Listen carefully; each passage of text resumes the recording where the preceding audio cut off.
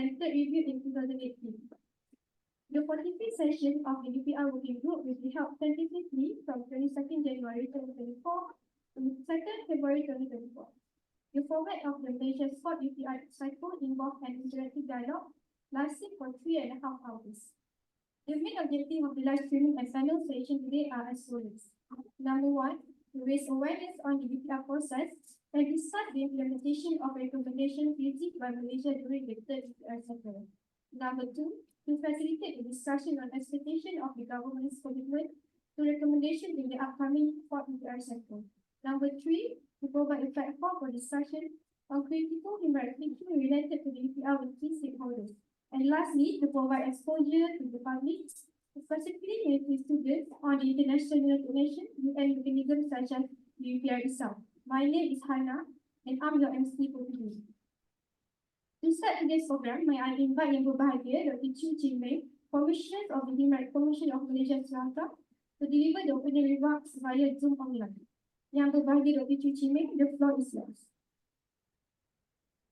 Very good evening to everybody present online as well as physically in KL. I'm speaking from Kuching, Sarawak. Your Excellencies, Commissioners, distinguished guests, ladies and gentlemen, on behalf of the Human Rights Commission of Malaysia, SOHACAM, I would like to extend my warm welcome to everyone present this evening at the live streaming and panel session, which is being held in conjunction with the Malaysia 4th Universal Periodic Review. It is important to note that the main objectives of today's session are as follows. Number one, to raise awareness of the UPR process and discuss the implementation of the recommendation received by Malaysia during the third UPR cycle held on the 8th November 2018. Two, to facilitate a discussion on expectation of government commitment to recommendation in the fourth UPR cycle happening today. Three, to provide a platform for discussion on critical human rights issue related to the UPR with key stakeholders. And number four, to provide exposure to the public, specifically university students, on the international mechanism under the United Nations, such as UPR. In this regard, I am very encouraged by your dedication and unwavering commitment to participate in this event, despite today being a public holiday. Happy Thapusan to all those Hindus celebrating, and also being held at such an odd hours of the day.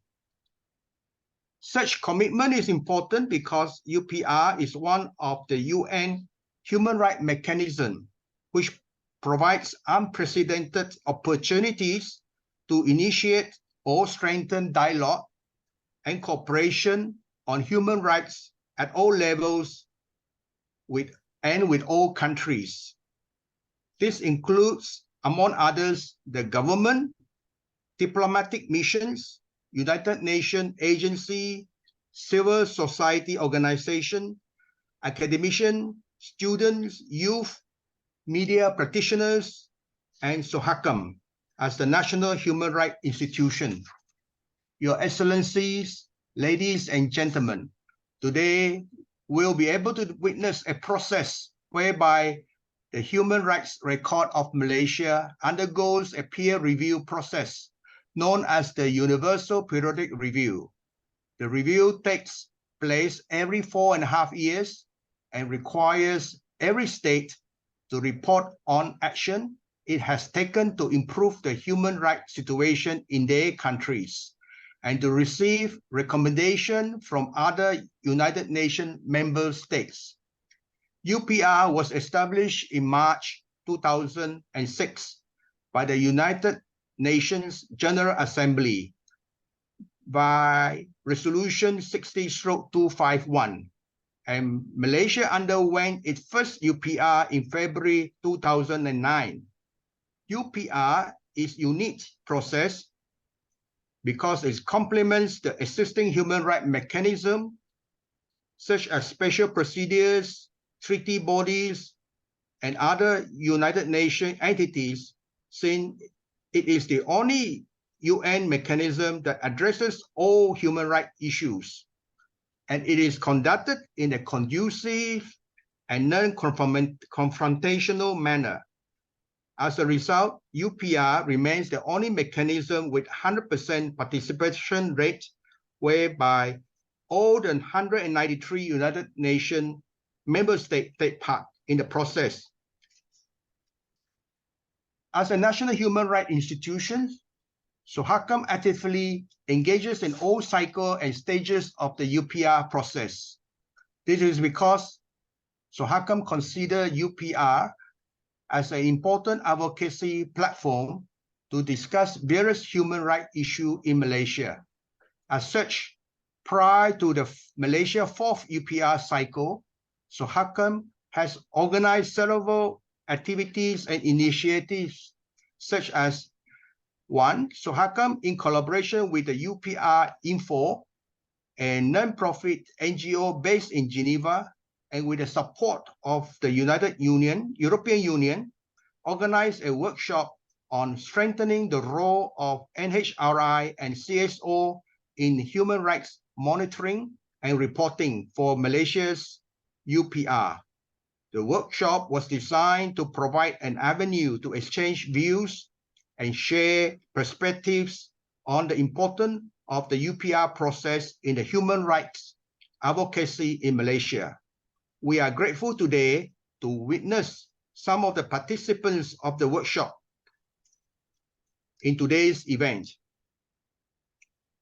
SOHACM has worked closely with the Ministry of Foreign Affairs in its capacity as the national mechanism for implementation, reporting, and follow-up, including organizing UPR consultation with states or governments, along with the CSO in Sabah and Sarawak, among others, to bridge the gap between the federal and state government in the UPR process. SOHACM has submitted our independent report for Malaysia's 4th UPR to the Office of the United Nations High Commissioner for Human Rights.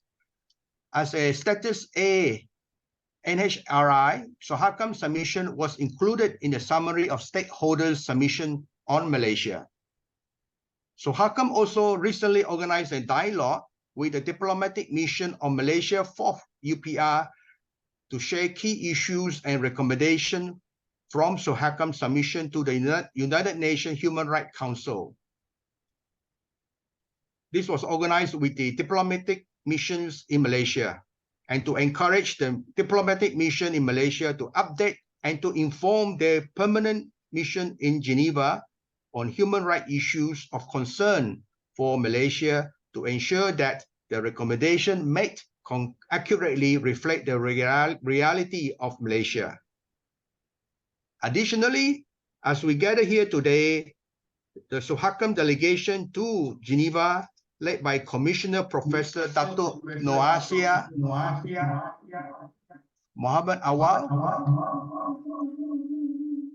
Madam Nazira Abdul Rahim, and Children Commissioner Dr. Farhan Dini Tusuki, are carrying out a series of meetings with SOHACM international partners and stakeholders in Malaysia's UPR process.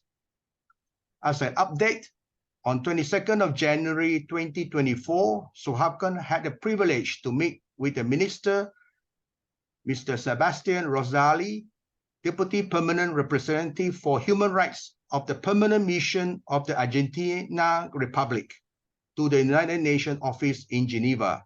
This meeting is significant because, for your information, Argentina will serve as one of the Troika for Malaysia 4th UPR in facilitating the review and preparing the report for the UPR working group. Your Excellencies, ladies and gentlemen, I'm sure that the panel discussion after this will provide more in-depth information about the UPR process the role of various stakeholders, and how the UPR can contribute to the advancement of human rights situation in Malaysia. The panel discussion will also discuss the expectation of government commitment to recommendation in the upcoming 4th UPR cycle, especially considering that Malaysia is currently a member of the United Nations Rights Council for the term 2022 to 2024. For reference, during the previous UPR cycle in 2018, Malaysia received a total of 268 recommendations, of which the government accepted 147 recommendations in full, while the rest 121 were either taken in part or noted. Hence, for this cycle, we hope the United Nations member states can provide recommendations that accurately reflect the reality of Malaysia and the government, and that the government is willing to accept more recommendations. Your Excellencies, ladies and gentlemen, if permissible, I would like to encourage everyone to stay during the live streaming as long as possible so that we can witness the review of human rights records of Malaysia by the UPR working group.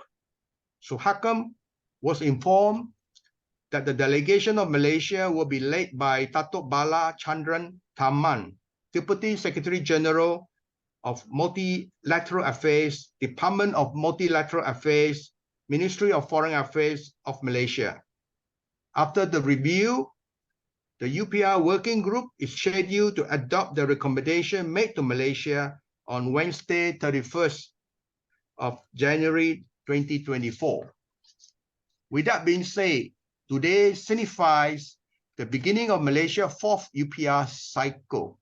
Therefore, I would like to call on everyone present today, whether joining us physically or online, to immediately initiate relevant advocacy plans, not only to encourage the government to accept more recommendations, but also to implement the recommendations so that human rights situation in Malaysia can be further improved. Before I end my opening remarks this evening, I leave you with this thought as shared during the 2005 World Summit. There can be no peace without development, no development without peace, and neither peace or development without human rights. With that, I once again take this opportunity to thank everyone for your time and commitment to participate in the live streaming and panel session in conjunction with Malaysia 4th UPR. Thank you for your kind attention, and I look forward to our fruitful discussion today. Thank you very much. Thank you, ladies and gentlemen, we will continue with our panel discussion. Should you have questions, we would appreciate if you could please hold your questions until our Q&A session. To start our panel discussion today, I would like to invite our moderator, Mr. Helmi Fendi Muhammad Idris, Principal Assistant Secretary of International Coordination Division, SOHACA, and our distinguished panelists, Ms. Shivani Verma and Mr. Arnold Chutney, Human Rights Officer from the Office of the UN High Commissioners for Human Rights, OHCHR, Southeast Asia Regional Office, who are here with us online. Our second panelist, Mr. Khairul Anwar Ismail, Advisor of the Human Rights Department of Malaysia Islamic Youth Movement, ABI, and our third panelist, Dr. Ryan Chua, the Program Director of Pusat Formas to the Stage. Mr. Helmi Fendi, the floor is yours.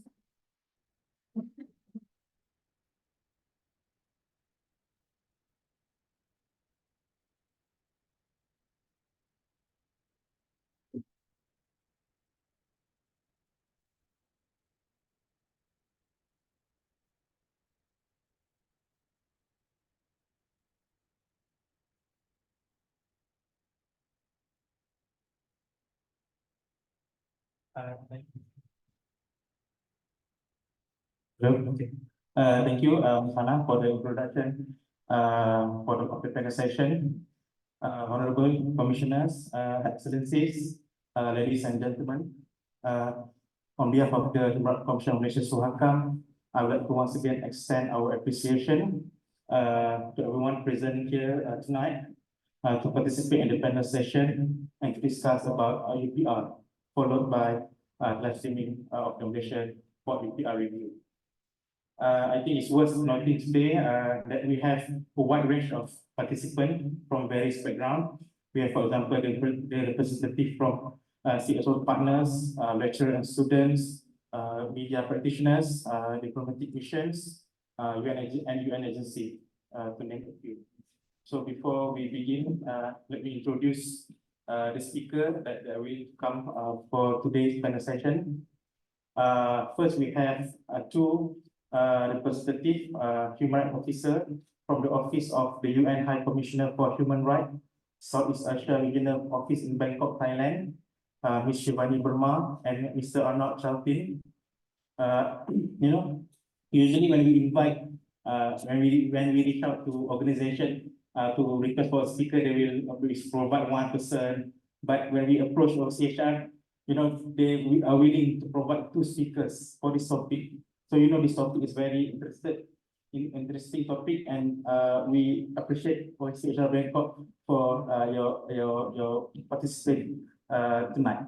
So this shows how important the topic, and we thank you so much, OCHR, for your support in this regard. And then we have Dr. Ryan Yumin Chua, Program Director of the Non-Discrimination Program in Pusat Komas. So Pusat Komas is a local NGO in Malaysia advocating for democracy, equality, and justice. Ryan is also the lecturer in Monash University of Malaysia. So I know Ryan personally through our work before. We work together on the Code of Conduct on Equal Opportunities with the Penang State Government. So thank you, Dr. Ryan, for your time to participate in the panel session. And finally, we have Mr. Muhammad Khairul Anwar, former Deputy President of ABIM, Angkatan Belia Islam Malaysia, or Muslim Youth Movement of Malaysia, and currently the advisor of the Human Rights Department of ABIM. He is also a senior advocate and solicitor of the High Court of Malaya. So thank you, Mr. Khairul, for agreeing to be part of the presentation despite a very short notice from our side. So thank you again. So without further ado, let us start with the first two representatives from OCHR. Just to give a background, as you know, UPR was established in March 2006 by the UNGA as a mechanism of the United Nations Human Rights Council, where the human rights record of all UN member states undergoes a peer review every 5 years, a process which requires each state to report of the action it has taken to improve the human rights situation to their country and to receive recommendation from other UN member states. So to Ms. Shivani and Mr. Arnold, in your opinion, how effective is the UPR mechanism in improving the human rights situation in the country, and what is the role of OCHR in the UPR process? So Ms. Shivani and Mr. Arnold, the floor is yours. Thank you.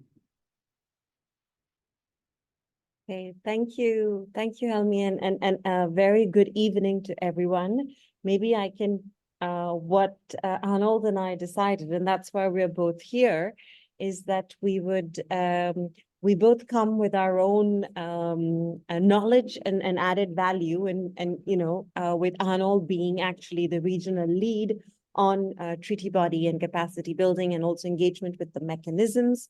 So I think in response to your question, I would really like to just share at the very onset that I will shed a bit of light on really the effectiveness of the UPR as a mechanism in improving the human rights situation in the country. And when I mean in the country, I will give some examples of not only Malaysia, but more regionally and globally, to give a sense of how the process has been and can be used as we move forward. And then I'll hand it over to Arnold for more specific reminder or information on how on the effectiveness of the mechanism as we go through the review process currently, before the adoption of the recommendations and the outcome and thereafter. So without further ado, I'll take the floor and then I'll hand it over to Arnold. So once again, a very good evening to everyone, and thank you very much, Suhakam, for organizing this very timely event. And I'm really, really excited, and I do hope that people across Malaysia will be tuned in to the live streaming and not just our discussion and debate. I mean, it's something that has been mentioned earlier, which is that the UPR mechanism, the purpose of which is to deepen respect for human rights through the provision of feedback to member states on their human rights performance, is now in its fourth cycle. Now, on the positive side, state participation, including by Malaysia and by other countries in the region, has been excellent. To date, if we look at global statistics, all 193 member states have participated in the 3 UPR cycles since its establishment, and 126 have gone through the 3rd cycle. So it's very clear that states appear to care about the process and how their performance is reflected through it. In many cases, and we see that again in the context of Malaysia, the UPR has resulted in a heightened communication and dialogue between the government and non-state actors, particularly civil society actors. It has also created a baseline set of documentation. The other important thing that the UPR has resulted in is the triggering of a self-evaluation by states, with the prospect of future review by the Council, which has resulted also in many states to engage in a process of internal review and interministerial discussions, which have now become a little bit more consistent. Not to say that it's not a flawless process, but I think it would be suffice to say that over the years, the engagement with the UPR, both by member states as well as by the UN, which includes the UN country team. Case in point is the UN country team in Malaysia, led by the Office of the Resident Coordinator. Other UN agencies, OHCHR, has gained traction, and good practices have appeared across all regions and during all stages of the UPR: reporting, peer review, implementation of the recommendations, and tracking progress. What we have seen, particularly in the region, but I can say also more globally, is the UN country team, which is the UNCT, as you all know, led by the Office of the Resident Coordinator, and individual UN entities or agencies are seen to be adopting a more whole of society approach towards embedding the UPR process at the country level, not only by engaging with the governments, but often with the parliamentarians or the parliament. And I'll share a few examples of how that has happened, not yet in the Malaysian context, but definitely something we can take from with civil society organizations and, of course, with national human rights institutions such as Suhakam. And this process, when coupled with the recommendations, whether they are accepted or noted by the state under review, have presented very important entry points for positive engagement and advocacy in areas within the mandate of the UN country team, even in the most difficult human rights environments. The UPR as a process and the outcome have also created a much needed political space for all stakeholders to discuss and support the governments as they grapple with a wide range of human rights issues, some of which can be politically or otherwise sensitive. And we know that there are a whole host of such issues in the region. I want to very quickly shed some light on few examples where engagement with the UPR has led to effective outcomes. In Malaysia, for example, the government has developed the matrix of UPR recommendations with a tracking tool, linking it to the Sustainable Development Goals. In Serbia, the UN supported the national parliament to hold a public hearing on the UPR national report and outcomes, as well as with parliament representatives. In Kenya, following UPR recommendations and advocacy by the UN, the government was able to expand the population census, introducing third gender and the data on indigenous peoples and persons with disabilities. Similarly, in other countries in Latin America, like in Bolivia, Honduras, the UN, and when I say the UN, I mean the country team and agencies, and of course, the Office of the High Commissioner for Human Rights, have assisted governments in systematizing the UPR recommendations and linking them to the SDGs, National Implementation Plans, which we all know is very high on the agenda of all governments. Now, notably, there has also been an emerging practice in some of the responses to contemporary challenges, such as climate action, as well as, of course, the response to and recovery from the COVID-19 pandemic. We've seen that in UPR recommendations linked to gender-based violence within the context of the pandemic. More close to this region in Bangladesh and Nepal, we've seen the UPR recommendations being integrated into immediate socio-economic response plans for COVID-19. We've also seen that in Malaysia, in the UN country team response as well.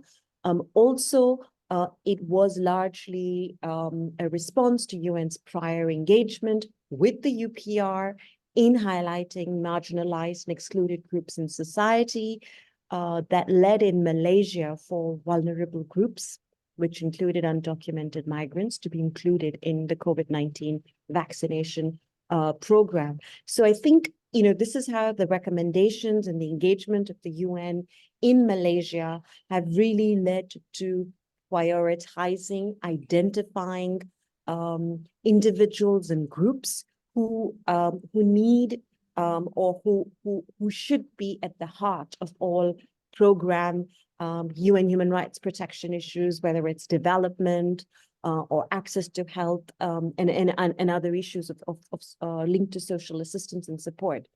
The UPR process has also created the space for bringing forward voices of the marginalized or vulnerable groups.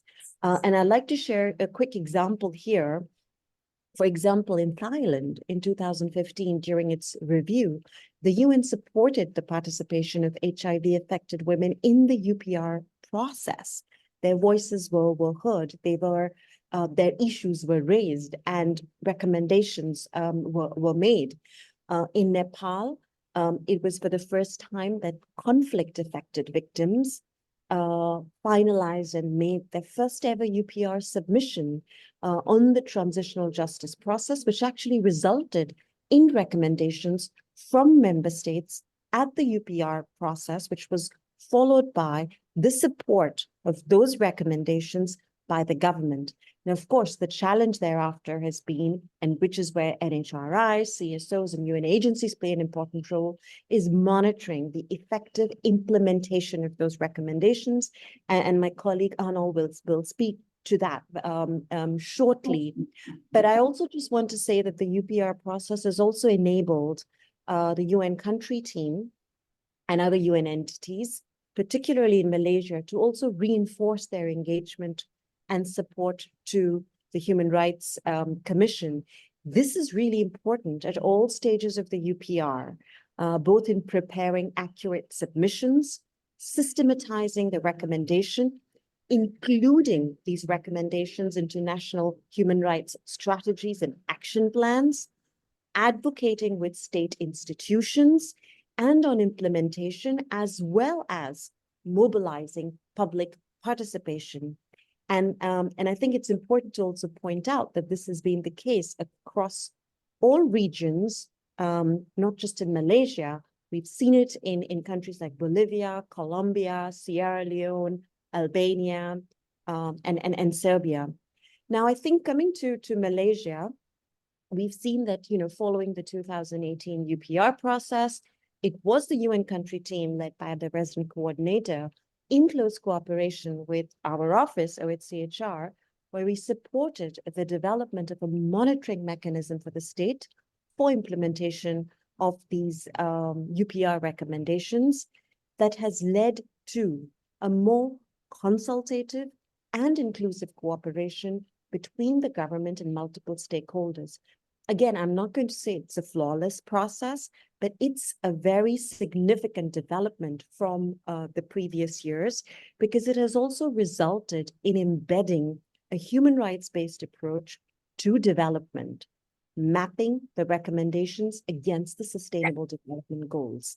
And this was clearly reflected in Malaysia's pledges and commitments that it made during its candidacy to the Human Rights Council. Now, I think one has to admit, and this is going to be my last point before I hand over to my colleague, that many states may feel that they have to go along with the process, have little interest in seeing it further developed. Additionally, there has been often limited engagement by CSOs for a range of reasons. It can be language, it can be, physical or virtual access, or, the lack of more action-oriented recommendations, meaningful midterm reporting, and then, of course, the usual problem of states making very generic recommendations to the state that is being reviewed. It is equally important to note that there are often several key challenges in relation to the engagement of the UN system with the UPR process. And of course, the Malaysian UN system, the UN country team does not stand alone, because this is a gap that exists across the regions, which includes either insufficient natural resources, a lack of political will that they often have to face, a lack of awareness and understanding of how to engage with the mechanism and its outcome, and a lack of cooperation also with national authorities, and often a lack of coordination within the UN itself. But a lot of these flaws are being addressed, and gaps have been filled, largely to the very committed approach of the resident coordinator, and with our support and our engagement, OHCHR, I think we have made significant progress in addressing some of these gaps, but of course more can and needs to be done. My final point would be that just a reminder that the UPR process and the mechanisms need to be a means and not an end in themselves. Otherwise, they risk becoming very state-centric and then vulnerable to changing and competing political priorities and resource demands. So I think it's important to remember and recall that the UPR's importance lies not only in terms of its content, but in the aspects of its process and dialogue.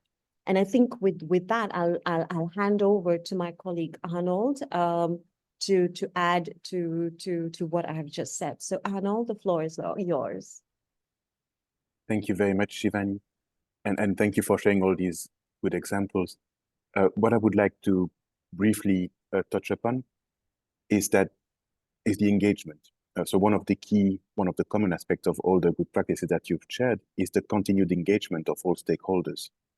And I would like to look at some of the entry points that have been used by CSOs worldwide previously successfully. And first of all, I would like to stress that 51 contributions have been submitted by Suhakam and Malaysian CSOs for this review. All of them are available on the UPR website. And this information is really invaluable. It really plays a key role in providing the necessary context to the states that will make recommendations, and that enables them to make more targeted and useful recommendations. And very often, some of the suggested recommendations that you have made in your reports are taken, sometimes word by word, by states when they make their recommendations during the UPR working group. However, the UPR working group session that will take place today is only the beginning of the process. And there are many, many more opportunities for you to engage. and to ensure the success really of the recommendations, because as Shivani said, it is not, I mean, submitting a report or the working group is not the beginning. It's not the end of the process, sorry. It's only the beginning. The recommendations have to be implemented. And this is really the important part. So at the end of the working group session, all the recommendations will be compiled in a document, and this will be shared with Malaysia. And the Malaysian government will then consider which recommendations they decide to support. Supporting is a political commitment to implement them, or to note. And therefore, the period between the review and the adoption of the report is a key moment to engage with the government, to ensure that they support as many recommendations as possible, and in particular that the recommendations that you find particularly relevant. For this, it's important to ensure that as many stakeholders as possible are aware of the recommendations made, and today's event is a great way of doing it, and that then they continue advocating with the government. And to facilitate this, you could, for example, consider translating the recommendations. And furthermore, as there are often many recommendations, which could appear at first sight a bit overwhelming, it's key for you to select as well the recommendations, the key recommendations that you would like to promote, those that are in line with your mandate or that you find particularly important, and to work then individually or in coalitions to advocate and support and encourage the state to support these recommendations. You can also approach the UN, as you have done previously, reaching out to the RCO, who coordinates the works of the UNCT, composed of 22 agencies in Malaysia, to work together in these advocacy efforts to promote the support to the recommendations. In particular, if your priorities are in line with some of the points raised by the UNCT in the report that they have submitted for the UPR, and this report is available on. The next step will then be the adoption of the outcome of the review. This will take place for Malaysia during the 56th UPR Council session in June-July, and it is the formal adoption of the report by the Human Rights Council. And this offers opportunities for the NHRIs and NGOs to engage, including by making a statement in the Human Rights Council, something that is not possible during the working group, but it is possible during the regular session of the Human Rights Council. And there is also the possibility of organizing side events. However, the most important part, I would say, of this process is the one that follows. And that is the one that unfortunately gets often the less momentum. And that's the implementation phase. Of course, the government has the primary responsibility for implementing the recommendations. But at this stage, continued advocacy is really fundamental to ensure that the recommendations are correctly included in plans for implementation by the NMIRF. Of course, as I was saying before, you don't have to advocate for the implementation of all recommendations as CSOs, and we would suggest that you focus on the recommendations that are key for your mandate and that you find particularly important. Most often, supported recommendations are prioritized as there is an additional commitment, that political commitment from the government to implement them. But you may decide to prioritize a recommendation that has been noted, in particular if it is grounded in an international obligation that Malaysia has subscribed by ratifying to a treaty.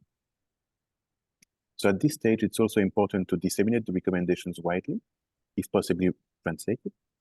It will also be useful to evaluate the best strategy for advocacy, establishing partnerships and coalition, and identifying key partners. This can include the various state bodies and ministries, the parliament, but also donors and the UN.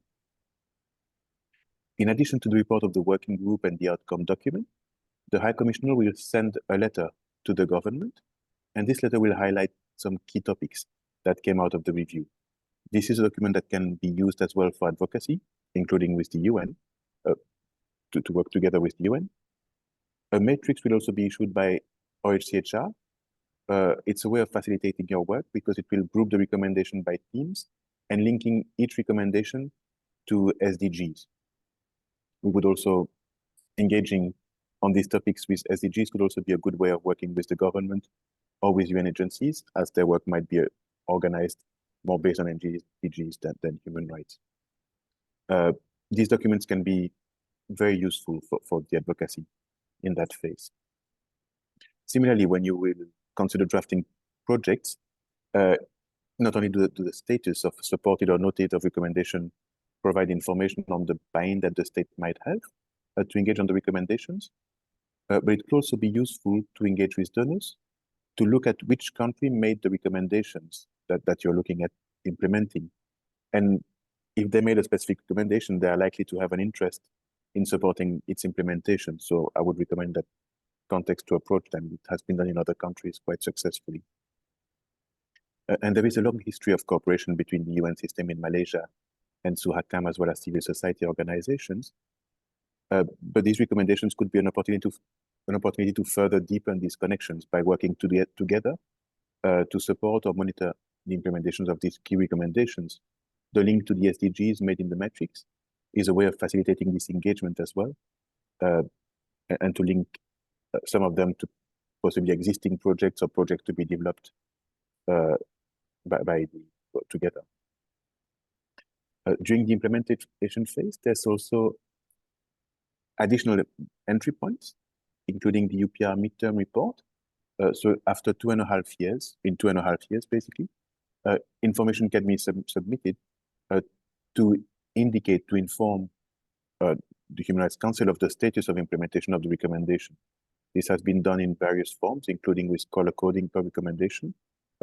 We can discuss this further when the time comes. And finally, as Malaysia has ratified 3 of the core human rights conventions, these treaty body reviews will also be a good way of submitting information. For example, the CEDAW will review Malaysia in May, and information can be submitted by CSOs until more or less 4 weeks before the session. And as it is a different mechanism from the UPR, the information is not automatically shared between both mechanisms. So you can reuse the information that you have submitted that is relevant, of course, for CEDAW to the UPR and update it to share it with CEDAW, so that the CEDAW recommendations will complement the UPR recommendations, and so that the state is reminded through different means of its commitments. So these were the key points I wanted to bring to your attention today. Thank you very much. So over to you in the hall, Helmi and Suhakam colleagues. Thank you, Ms. Shivani, Mr. Arnott, for the explanation and also the sharing of practices from other countries, and also the explanation about the UPR process and what next. So I think before we proceed, can I request for the technical team to, if possible, to display the situation in the Geneva, so we know when they're going to start, so we will not miss the. Also, next we can move to Mr. Khairul Anwar. So, sir, based on your experience in the youth movement, especially with ABIL, what do you think that is important for the CSOs in Malaysia to work on the PR, and what are the impact of CSO policy on the PR in Malaysia? Okay, thank you very much to Mr. Moderator, and also to the panel here, and my friend Dr. Ryan, and to all of you. Thank you very much. And I'm very grateful to Suhakam for inviting me to this very important event tonight, and to discuss about the UPR process in Geneva right now. And I will be talking specifically on the role of the CSO in preparing, submitting, the reports to the UPR group, and also maybe on the impacts of the NGO in this UPR process. And I think, alhamdulillah, this is the last time I came here in this auditorium, I think in 2017, and then at that time we organized a town hall to discuss the various areas of human rights.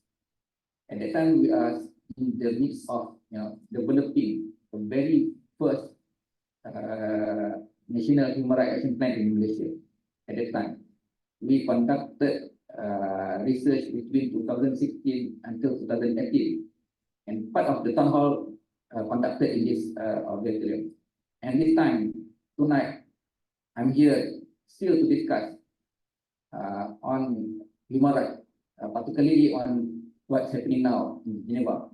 And, so actually, we are involved since the very first cycle of the UPR, and me myself involved started in the second cycle in 2013 and 2018. Actually, we are among the first Islamic NGO who support this, this mechanism, this UPR as a mechanism to review human rights records in our country. And this is, is a very effective mechanism and very effective tool, in the development of human rights in Malaysia. And especially in my experience, we are involved in the second cycle. At that time, preparing certain submission, and then the Muslims and the Islamic NGO at that time, we are being the moderate Muslim NGOs to cater with the various human rights, the various human rights, particularly in the area of women and children.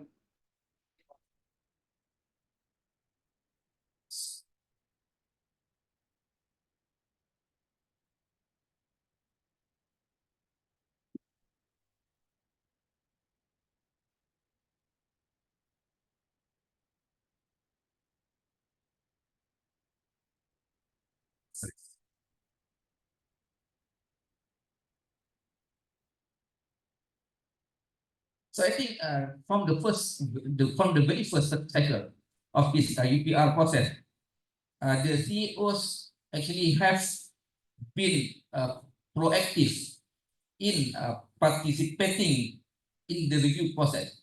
And since then, I believe that the number of the CSOs involved is increased from the first cycle until the second cycle, and increased also until the third cycle. And this is, to show that how the awareness of the NGOs and of the CEOs on the significance and the importance of this process. Okay.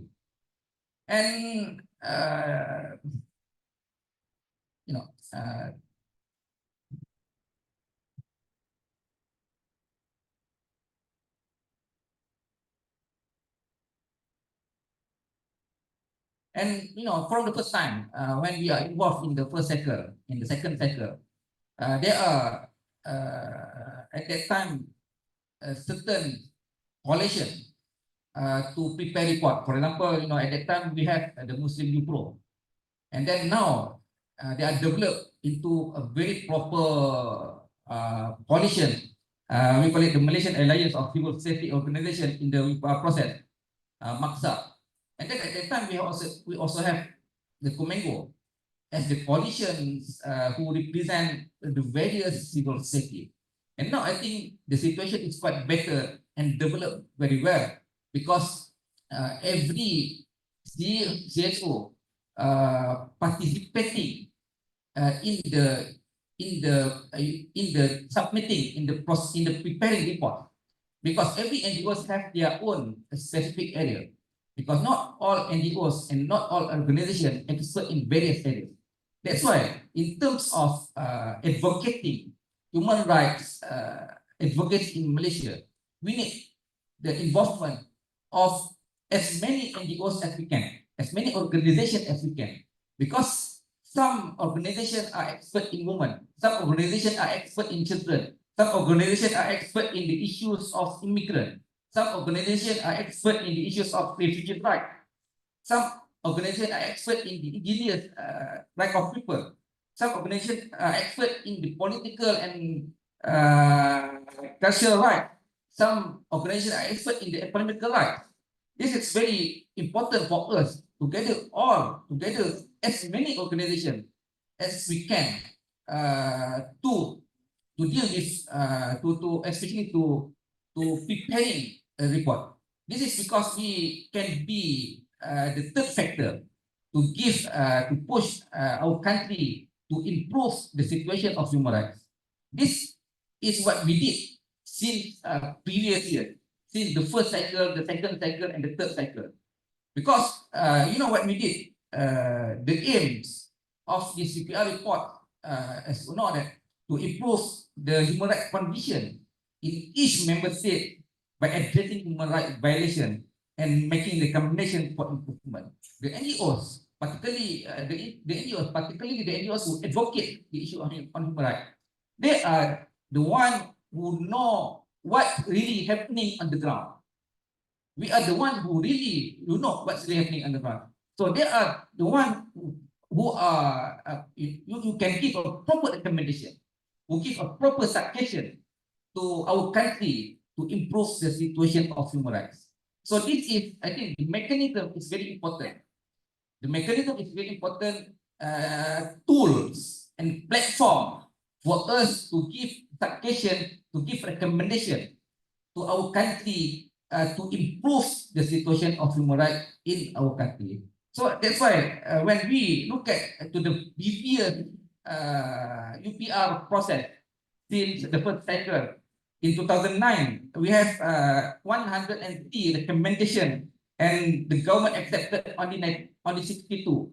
And 2013, we have 232 recommendations and the government accepted only 150. In the third cycle, the recommendation, we have the 268 recommendations and the government only accepted 147 recommendations and merely noted on 121 recommendations. So the role of the, I think the CSO, the NGOs can be pushing factor, can push the government at least to follow up on what they agreed, on what they are noted, and what some of them are partly agreed by the government. I think this is the one of the role of the NGOs, because the NGOs, I think that we believe that we are advocating the issue of human rights, no matter who they are, whether they are men or women, whether they are the citizen or non-citizen, as long as they are human being. This is what we did in the past. That's why one more thing, we focus also on the issue of the remaining, the remaining core international human rights treaties which are not yet to be ratified or accepted by our government. So actually, during our study in developing the National Human Action Plan, we feel and we believe that there is some rooms, there is some space for the CSOs to have the government in ratifying the remaining core treaties, in the remaining international human rights treaties. Because based on our research, some of them can be ratified between the certain period of time. But this shortcoming in ratifying 6 of the 9 core international human rights treaties can be focused by the CSO. At least to give the advice to the government, to give the solution to the government when, and especially as our finding that some of them can be ratified in a very short time, some of them can be ratified in a very medium of time and a very short long term time. So it can be, so in this period between 2 and 10 years, we can do more studies, thorough studies on the possibility for our government to sign or to ratify the remaining 9 core international human rights studies. I think that's all for me because we don't have time. I think we should stop at 9:30. I think Dr. Ryan, he's a very better person compared, better than me. Especially he did, a very thorough research on this fourth title, especially the document submitted to the UPR working group. I think that's all. Thank you very much. In timely preparation of the Thank you, report. Mr. General Anwar, for enlightening Have a us review. on the work of ABIN. Let us now begin Uh, the review of Malaysia.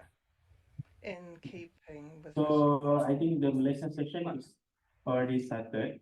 review is based Uh, on the national report but I think the speech from Malaysia nations delegation is and the summary of information from stakeholders, both prepared by the Office of the High Commissioner for Human Rights.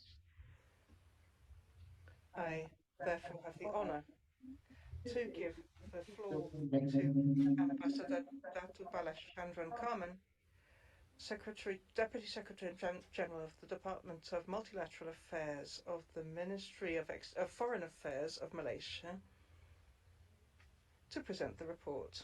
Excellency, you have the floor. Mr. Vice President, Her Excellency Ambassador Nazira Osman, Malaysian Permanent Representative to the United Nations, members of the Troika, Argentina, Eritrea, and Vietnam, member states and international as well as affiliated organizations of the Human Rights Council, a very good afternoon to all of you.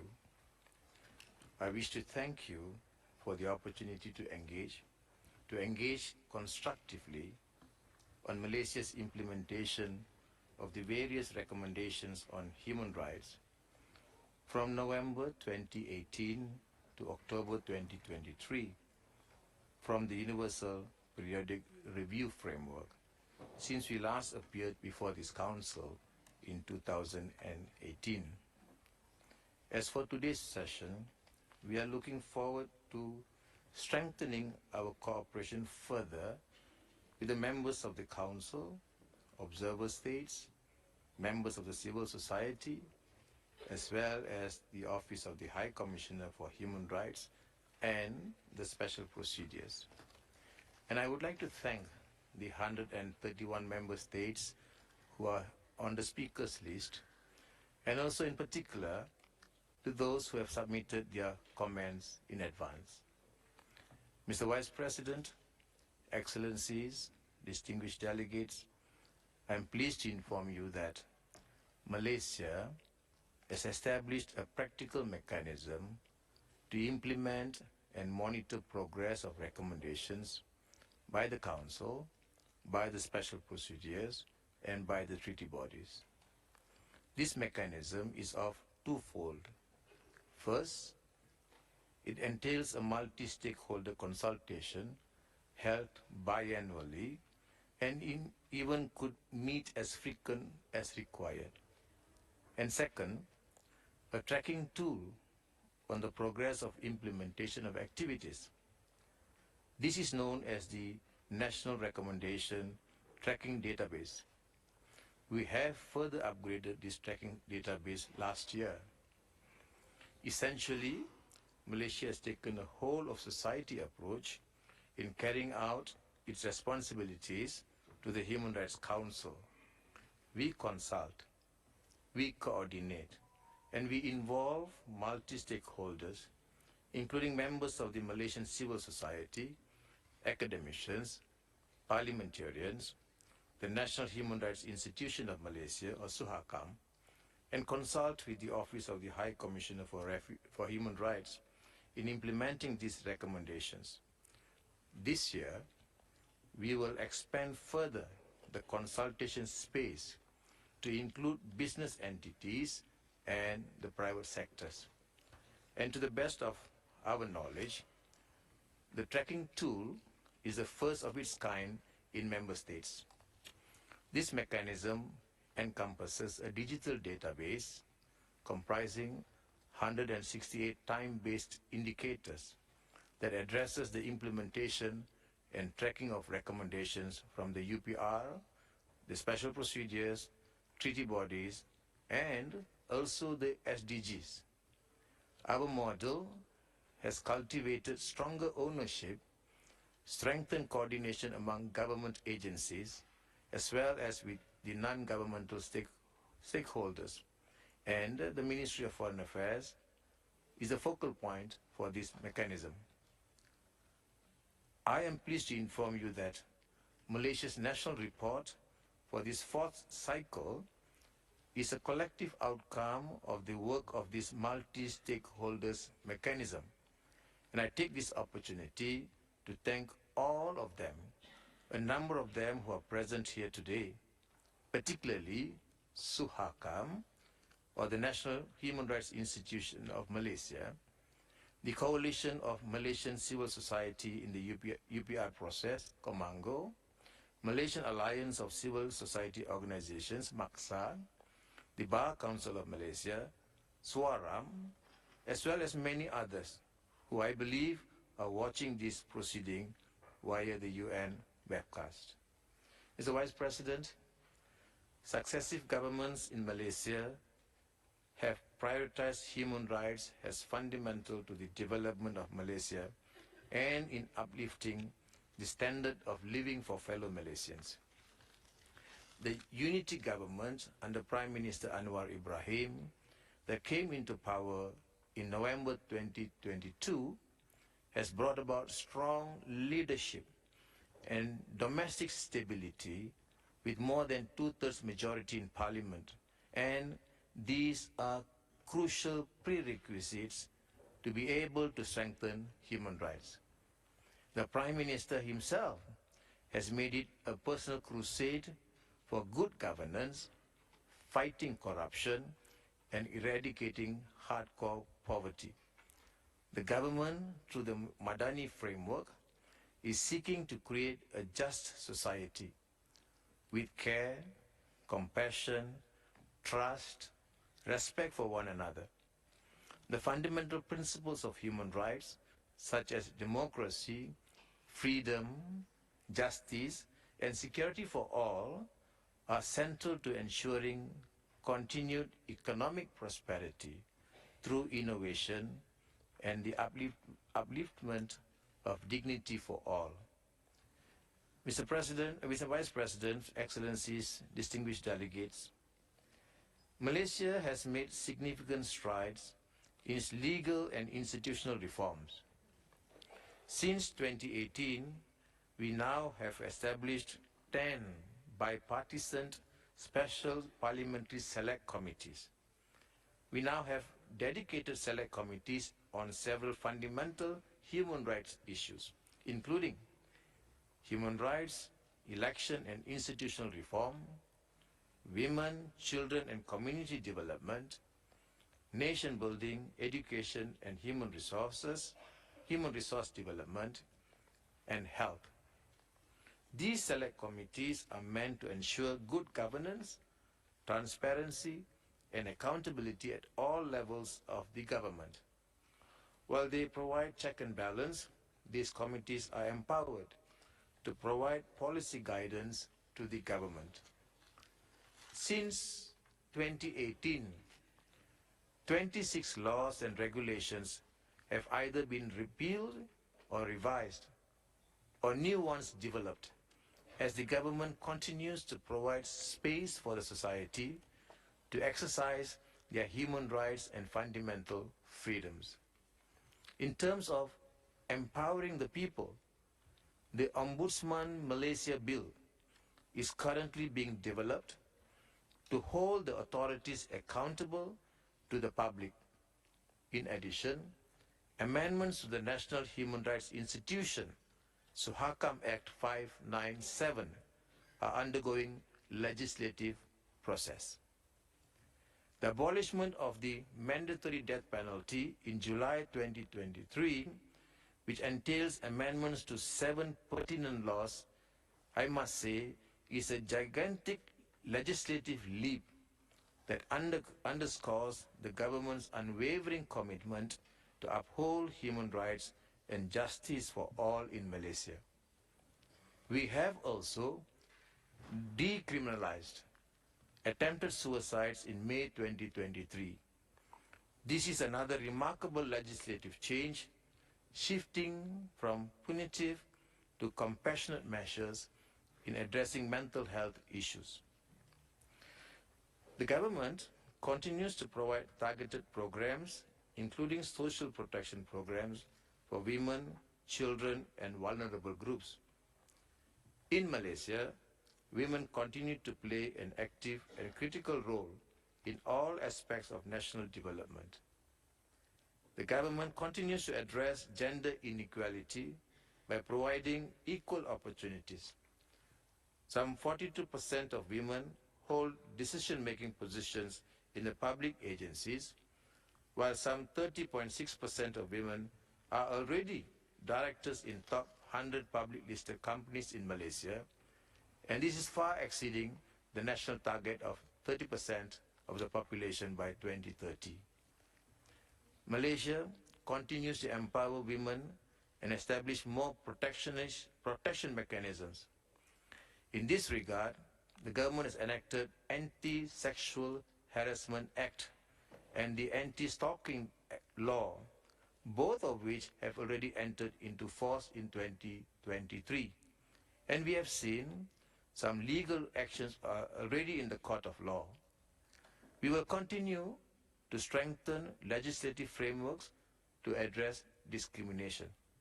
Mr. Vice President, distinguished delegates, we very much value the recommendations of the Committee on the Rights of the Child and that of the Special Rapporteur on the Sales and Sexual Exploitation of Children concerning the need for protection mechanisms for online sexual exploitation of children.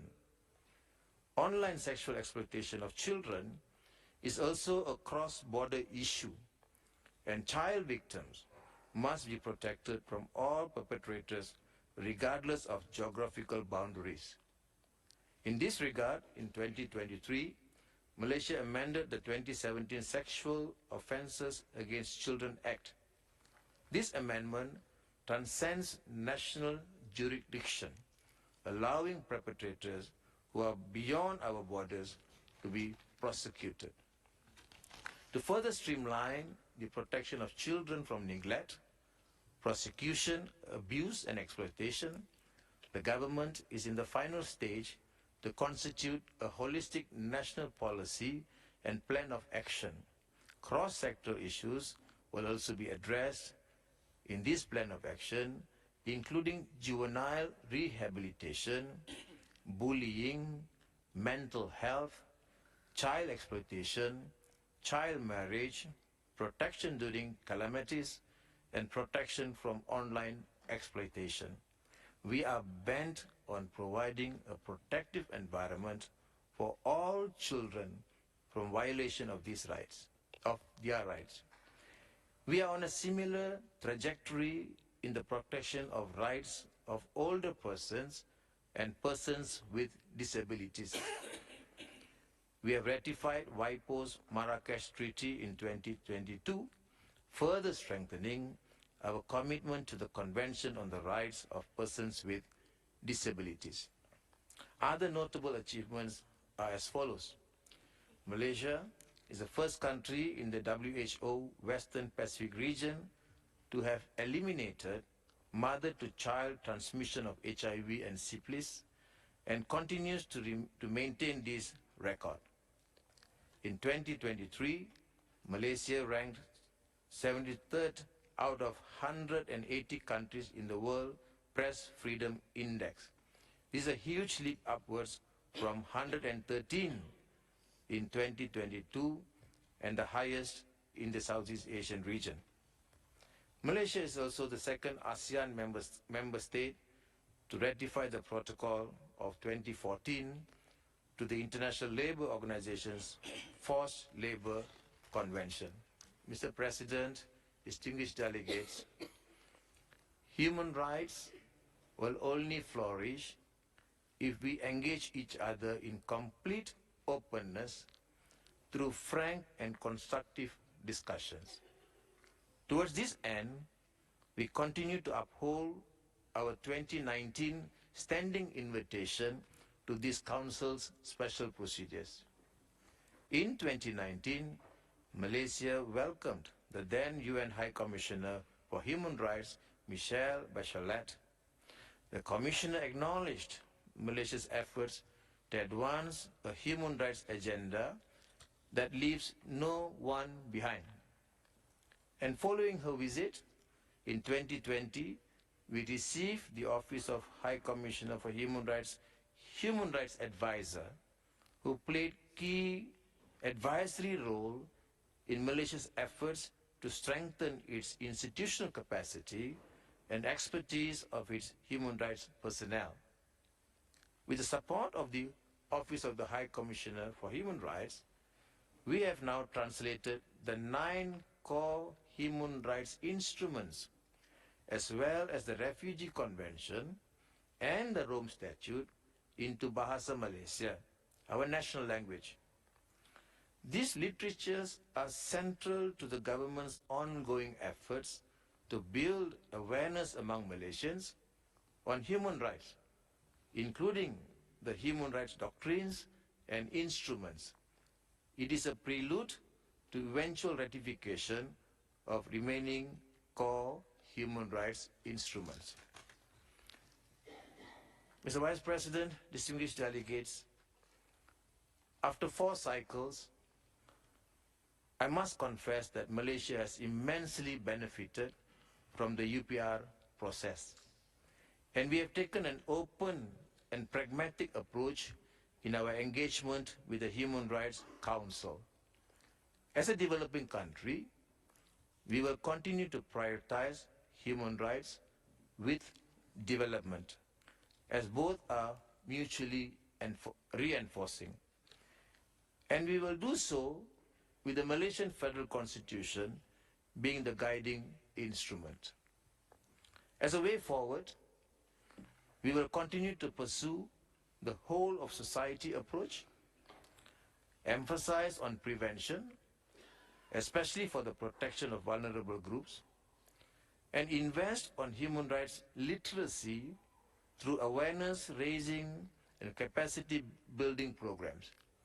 Of course, in collaboration with the National Human Rights Institution and the civil society. We invite the human rights community to join us in this journey. I thank you, Mr. Vice President. Agradezco I thank the head of delegation for this opening statement. Before we begin the list of speakers, I would like to recall that the speaking time will be 55 seconds for all. As usual, issues of a political, bilateral and territorial nature should be kept out of our deliberations. Moreover, United Nations terminology should be used when referring to states and territories. Only the use of the words recommend or recommendation will ensure that the relevant parts of your statements are included in the recommendations section of the working group report. Allow me also to recall that the Human Rights Council strongly rejects any act of intimidation or reprisal against individuals and groups who cooperate or have cooperated with the United Nations and its representatives and mechanisms in the field of human rights. Having recalled that, we will now begin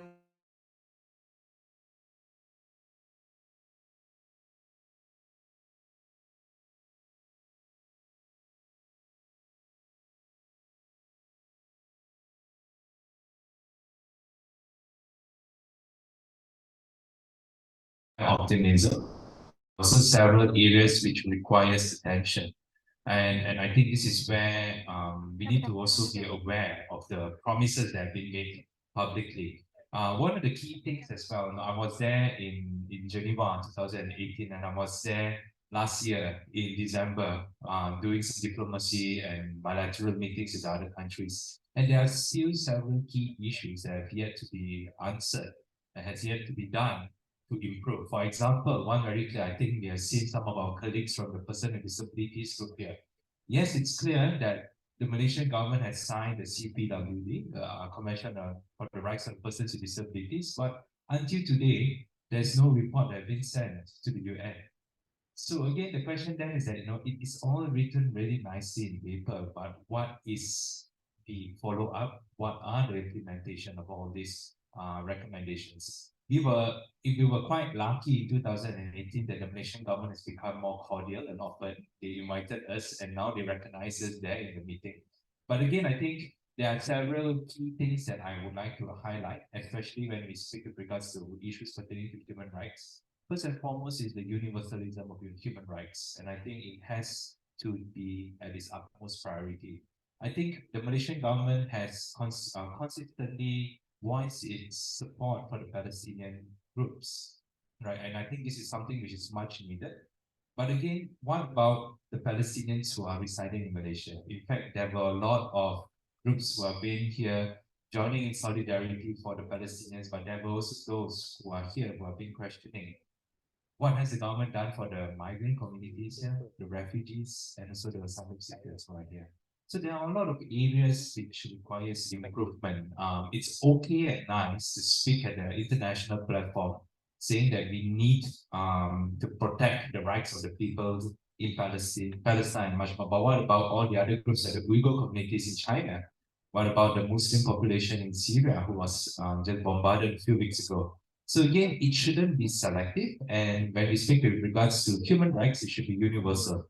And I think that is very important for the Malaysian government to highlight, because we are also in the Human Rights Council.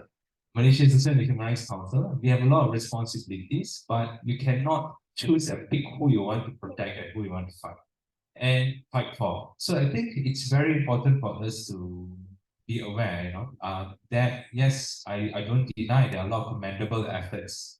The repeal of acts and much more has only come after the change of government, right? But there are still a lot of things that has to be done, because when it comes to the implementation of the UPR recommendations, this is going to be very vital. I was there before OHCHR came in. At that point of time, Dato' Saifuddin Abdullah invited some of us together. He was the then Minister of Foreign Affairs to come up with the tracking system. So we came up with a huge tracking mechanism, which then the government agencies will then have to fill up what they have done in terms of implementing the recommendations. It comes up to 500 word pages. Each time we have to print over and over again all those documents at every periodic areas until OHCHR came in. But then one thing quite baffling is that the Ministry of Foreign Affairs, I have to say, it's a very progressive government agency, but there are still a lot of pushback from the other governmental agencies, especially from the Home Ministry, sad to say.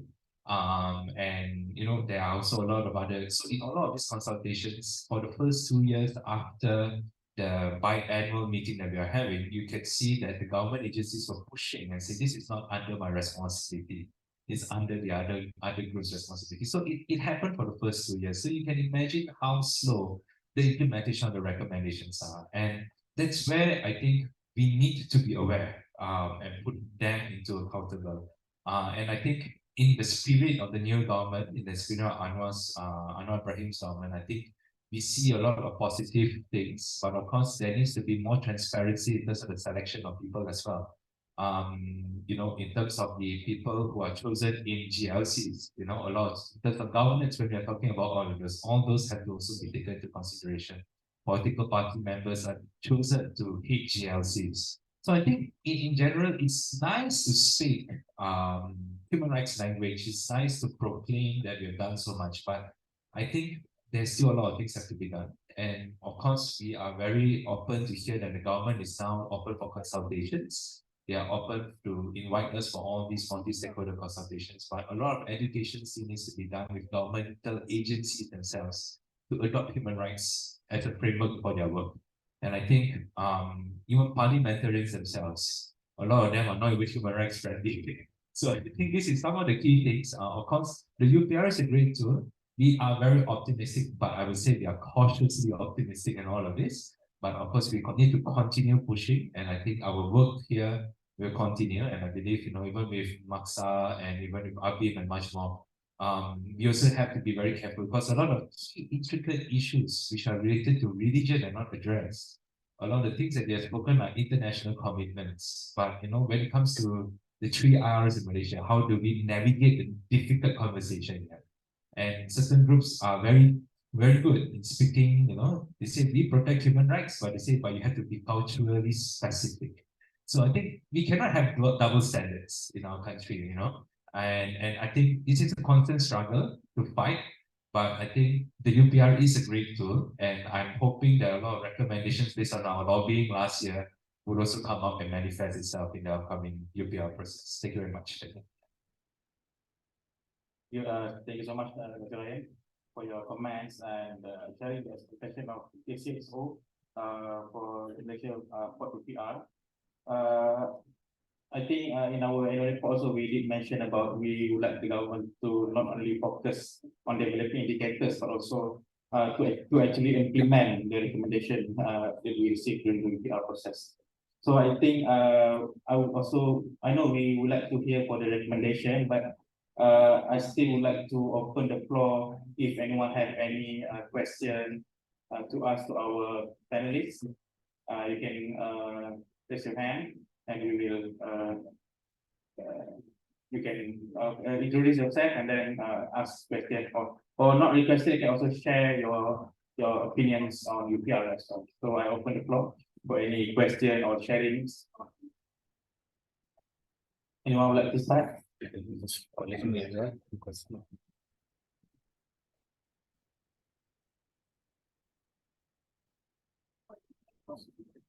Either you can walk to the microphone or we can pass the mic to you.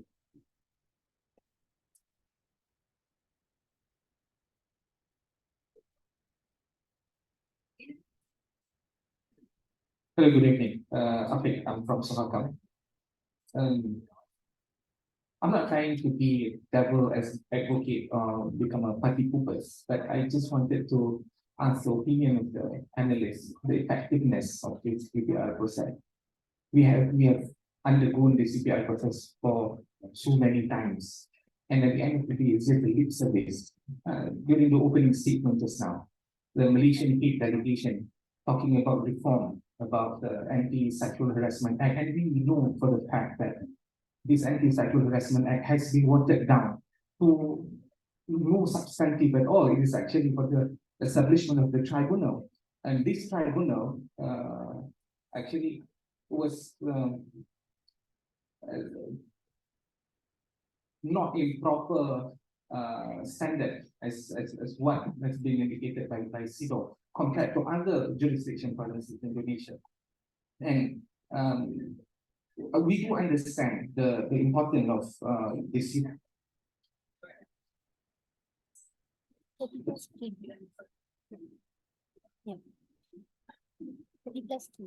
Okay, thank you. We do understand the importance of this UPR process, but we don't want this to be the lip service. And the most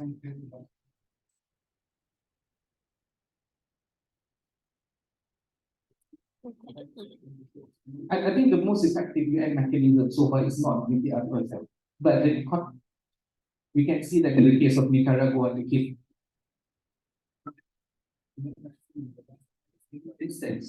of Palestine, for instance, you still have veto power. Then, so my question is, first, the effectiveness. Second, whether we have other mechanisms. For instance, maybe we can utilize ASEAN, maybe we can utilize OIC.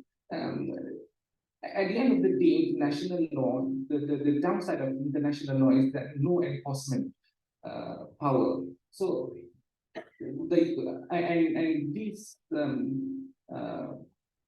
maybe we can reduce from the universal UPR mechanism to the regional and utilizing OIC. And then my third point, my last point is we want international, we want for the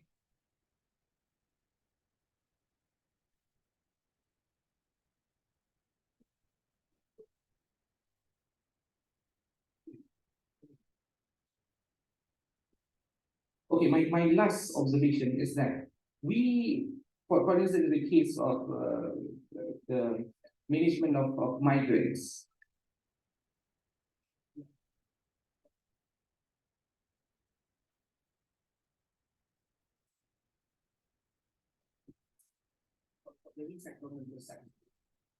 every year we receive, this is based on the UNHCR, maybe 30,000 to 40,000 refugee here. But in terms of resettlement, you can see from 2014 until 2023, 11,000, and then it reduced until one time 2020 just 1,190, and then 1,300, and it keep lower.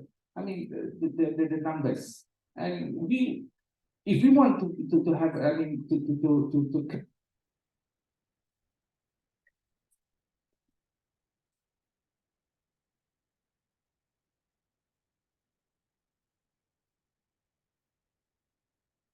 Thank you, Afiq, for your question. To summarize, basically, you are asking about how UPR can be an effective process. How effective is UPR process in dealing with numerous issues, for example, migrant issues, and so on. So, any panel would like to respond to the question?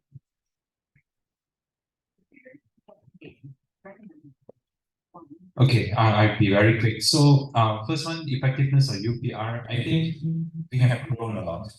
The Malaysian government has grown a lot since 2008 to today. So I think certain mechanisms that are in place today is also in reference to international standards. So, for example, let's take CEDAW, for example, right? International Convention for Rights of the Woman. All right. So there needs to be progressive change. I mean, change cannot happen immediately. And having CEDAW in place itself, also, we can see that a lot of new policies have been introduced in line with these international standards. So now, when we bring in terms of UPR, we have to understand the essence and the need of what UPR is, because not all countries sign all treaties. So we have a universalized way on how different countries can make their report. So in that sense, we learn from best practices of different countries, and this is a tool that we can use to push the government. So when we have international pressure as well as civil society's pressure on the ground, it could help push slightly further. I know we may be very skeptical, and we were thinking, let's try to look at ASEAN, but ASEAN has a consensus. You need all 10 countries to agree before we can even do anything to push. We have the ASEAN Intergovernmental Commission on Human Rights, but when there are issues with Myanmar, what has they done? Nothing. So we have 3 strong, very vocal ICHA representatives from Malaysia, Thailand, and Malaysia, Indonesia, and Philippines. But what have they done? They still have that because in ASEAN framework, we have the ASEAN solidarity. So everyone has to agree before they can do anything. So I think, yes, there is growing frustrations of all these mechanisms. Similarly, I also have this kind of frustrations. But I think these are mechanisms to help improve. And I think when we get down, because first we also need to understand that human rights education has to start somewhere. And governmental agencies themselves are not buying it. So now having the UPR is also forcing them to start learning about human rights and compel them to think human rights in their way and how they execute things. So the last part on refugees, I think when you look at the numbers, it's also because of the change of government. You have to understand that the Malaysian government from 2018 to 2020 was a little bit more pro-human rights. After it changed because of COVID. And that time our Home Minister was also against UNHCR. Until today, I'm not too sure what's the changes in terms of the relationship with UNHCR. So I think, yeah, UPR can be a good tool. So we as NGOs, we use it as a tool. We don't see that it will make miracles immediately, but it gradually goes into this civil service, get them to understand these mechanisms, and then slowly they will introduce human rights. I think it has to go through that way. So, I mean, that's my point, but maybe. Helmi, can I come in? Any comment from Ms. Shivani or Mr. Arnold online? Yes, if I can come in. I'm so sorry. I'm having problem with my video. So I really don't know, but I just wanted to If quickly not any question? can Madam, you Can you hear me?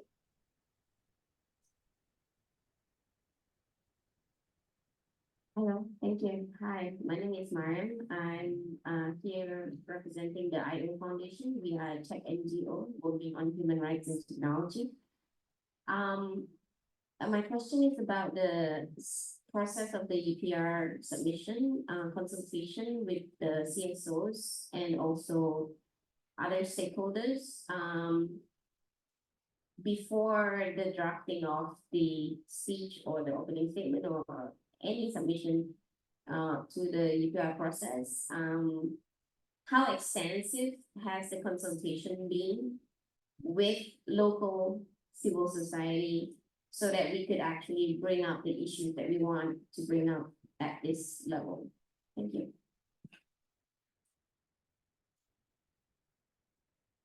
Anyone would like to answer? All right, okay. So, with regards to Mario, your question, I long time no see.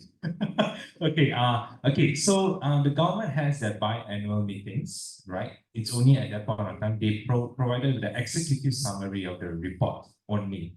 But because they have deadlines, CSO's deadlines are 6 months or 3 months earlier than the national deadline, national submission. So what we did was we actually had consultations with the government after we submitted our report to just tell them this is our position. So I think they are aware of where we are because we were very transparent with them. So once they submitted, they shared their report with us as well. Okay, but that's pretty much just the access. So even in the statement, we don't know anything what they prepared. There were no consultation in terms of that. Yeah.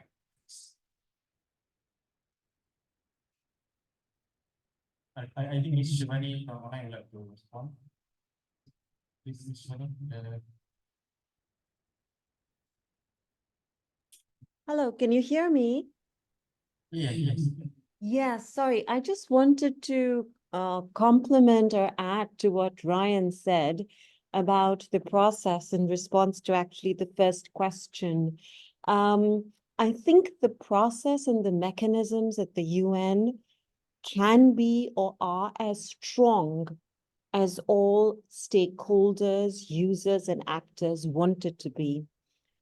At the end of the day, yes, the UN is an intergovernmental organization. However, it does not mean that it's imperfect, neither does it mean that it's perfect. And I think when it comes to effectiveness, in particular of the UPR recommendations and the process, like I and my colleague Arnold said, that it is the process. And I think it's really, really important for us, like we've, as the UN have done and US civil society have done, have really brought to the table the gaps where implementation has been since the last review cycle. Because it's one should not assume that the world is following legislative, political, social developments in Malaysia, or for that matter, in every country. What we put out, and I say we, I mean, the UN, civil society, Suhakam, and all other organizations, it's the information, it's the analysis, it's the documentation that we feed into the system, which actually helps to make it as effective as it can be and should be. And I think just my last point would be, just as Arnold had mentioned, that, we've all worked very collectively to bring a range of issues to the table for member states to make very concrete, focused recommendations, and not generic recommendations like take action to improve gender equality. What does that mean? That's an empty recommendation. And there are like maybe 20 recommendations out of the 200 that would be as vacuous and empty as this. It's really what we feed into and what we recommend, what we lobby. And I know that all of us have been working very hard.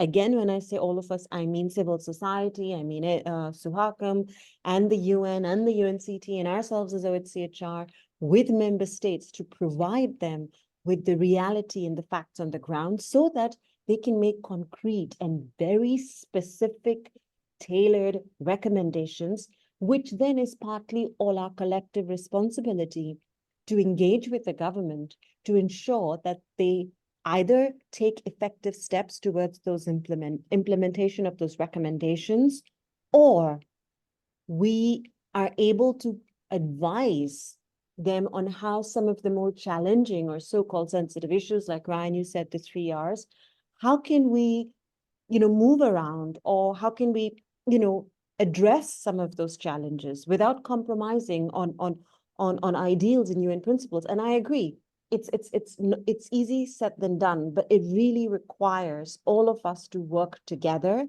to ensure that while the state has the responsibility to implement, it doesn't absolve us all of the role we need to play, and particularly the UN. So if you feel, as Suhakam and as NHRI, that OHCHR or the UN is not doing as much as it should be doing, it is your responsibility to tell us. And I'm hoping that that won't be the case, because we will continue to work very closely with all of you in ensuring implementation of the recommendations. But I just wanted to just add and complement to what Ryan, you said. I don't know, Arnold, if you wanted to add something. I see you're on screen. Yes, sorry. No, thank you very much, and thank you. Unfortunately, you are very right on many points. Just maybe one element I wanted to add is that the states have the obligation to implement human rights. It is their responsibility, and no one can do it for them. Therefore, all these mechanisms are not like international courts. They don't force something upon someone. There is no international police to implement and to enforce these decisions, these recommendations. So it all works on helping the government to implement the recommendations. The whole process is based on working with the government. So it's not a judgment that is set, it's recommendations, practical tools that are meant to help the government to implement the recommendations. So the philosophy is slightly different, and that might be seen, that could go slower, that some might like, but the effect is longer lasting as well. And as Shivani was saying, the process is not just about the recommendations made, it's also about the process in itself, the links that are created, the discussions that are happening at national level. And I think that's really fundamental to advance human rights.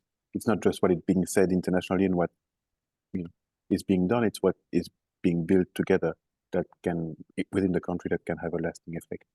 And finally, I also wanted to just highlight the complementarity of the different mechanisms, the special procedures, the treaty bodies, and the UPR.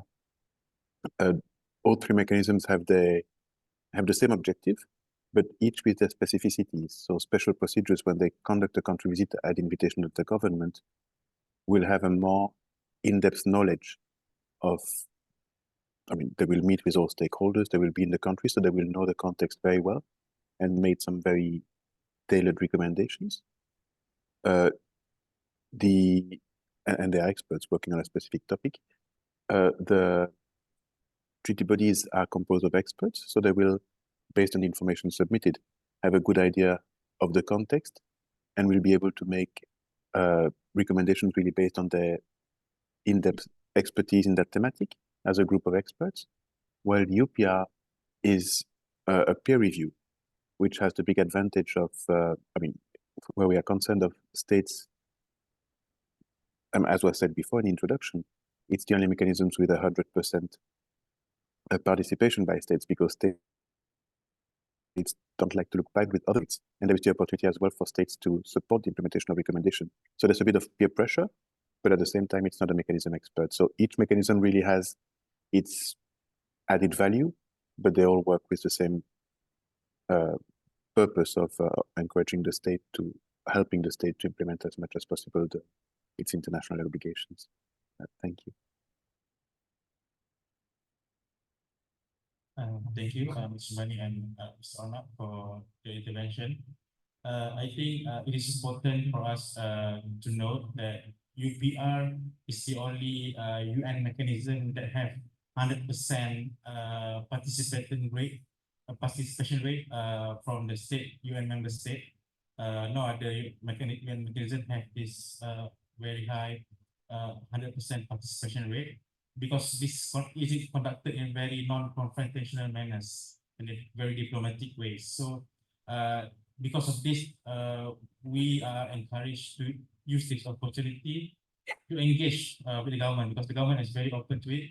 So we should use this opportunity to work with the government to highlight what actually happened on the ground. This is the role of the CSOs and SOHACAM as the national human rights institution, to highlight what happening in the ground to the government, so they are aware of what actually happened on the ground.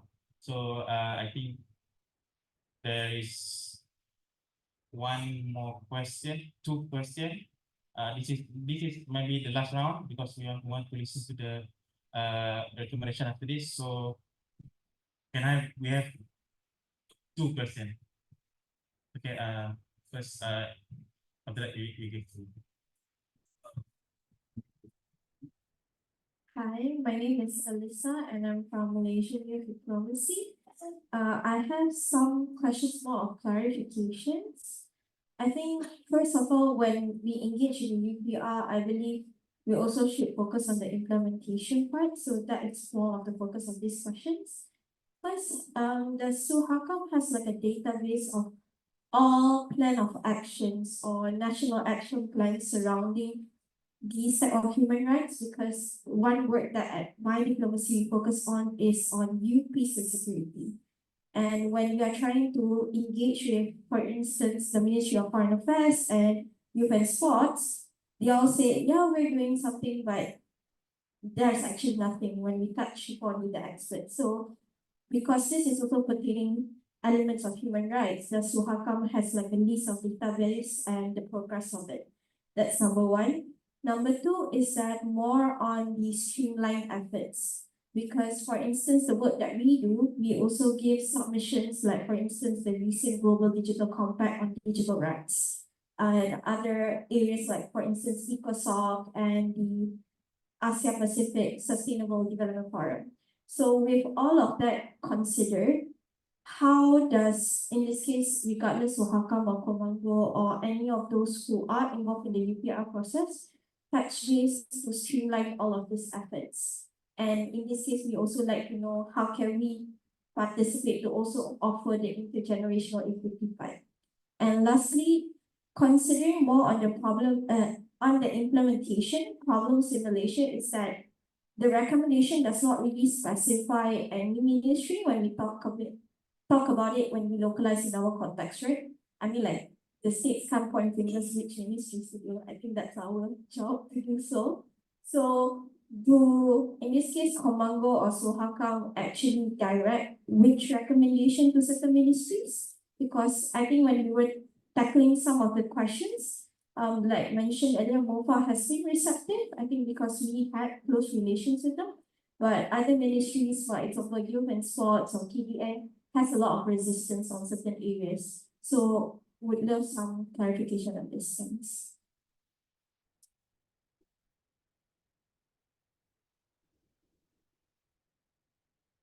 Thank you. My name is Padmavati Krishnan. I'm representing Association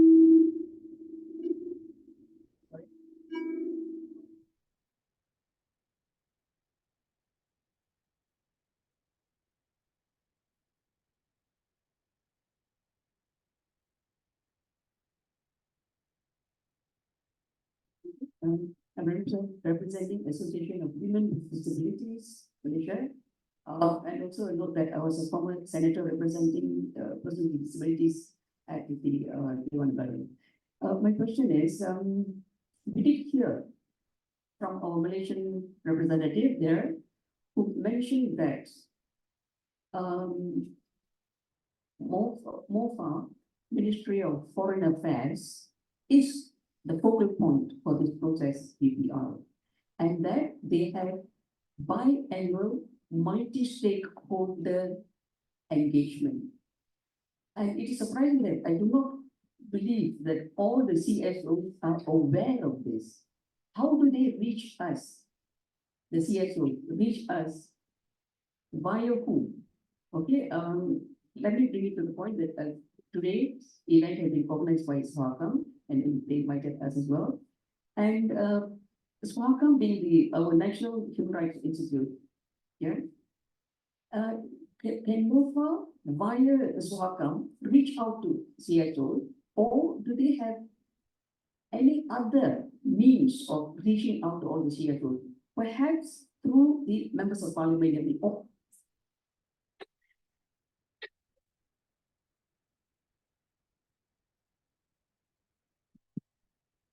effective means of reaching the backyard and also the CSO, the vulnerable groups or the much.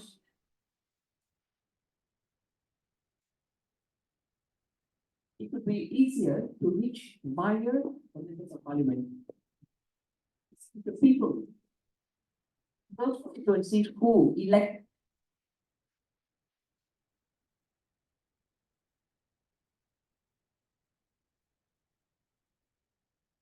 Therefore, suggest that more effective mechanism is introduced in order to reach out. If that is really engaged in effective recommendation that can reach the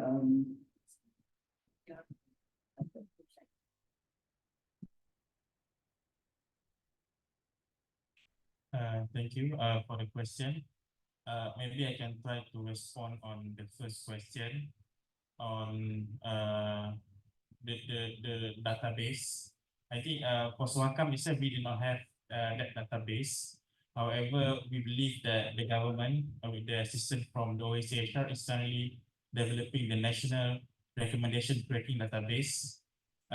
This database will compile all the recommendations that's received by Malaysia through all UN processes, UPR, Justice Body process, special rapporteur. So, and they also assign all the ministries and agencies responsible for each recommendation. So we will make to understand that this database will be made public. We will be given access to the system once the government completed all the input in the database. So this is also one of the recommendation that we make to the UPR to expedite the process to given they say so when SWACAM access to the database. So the other question maybe.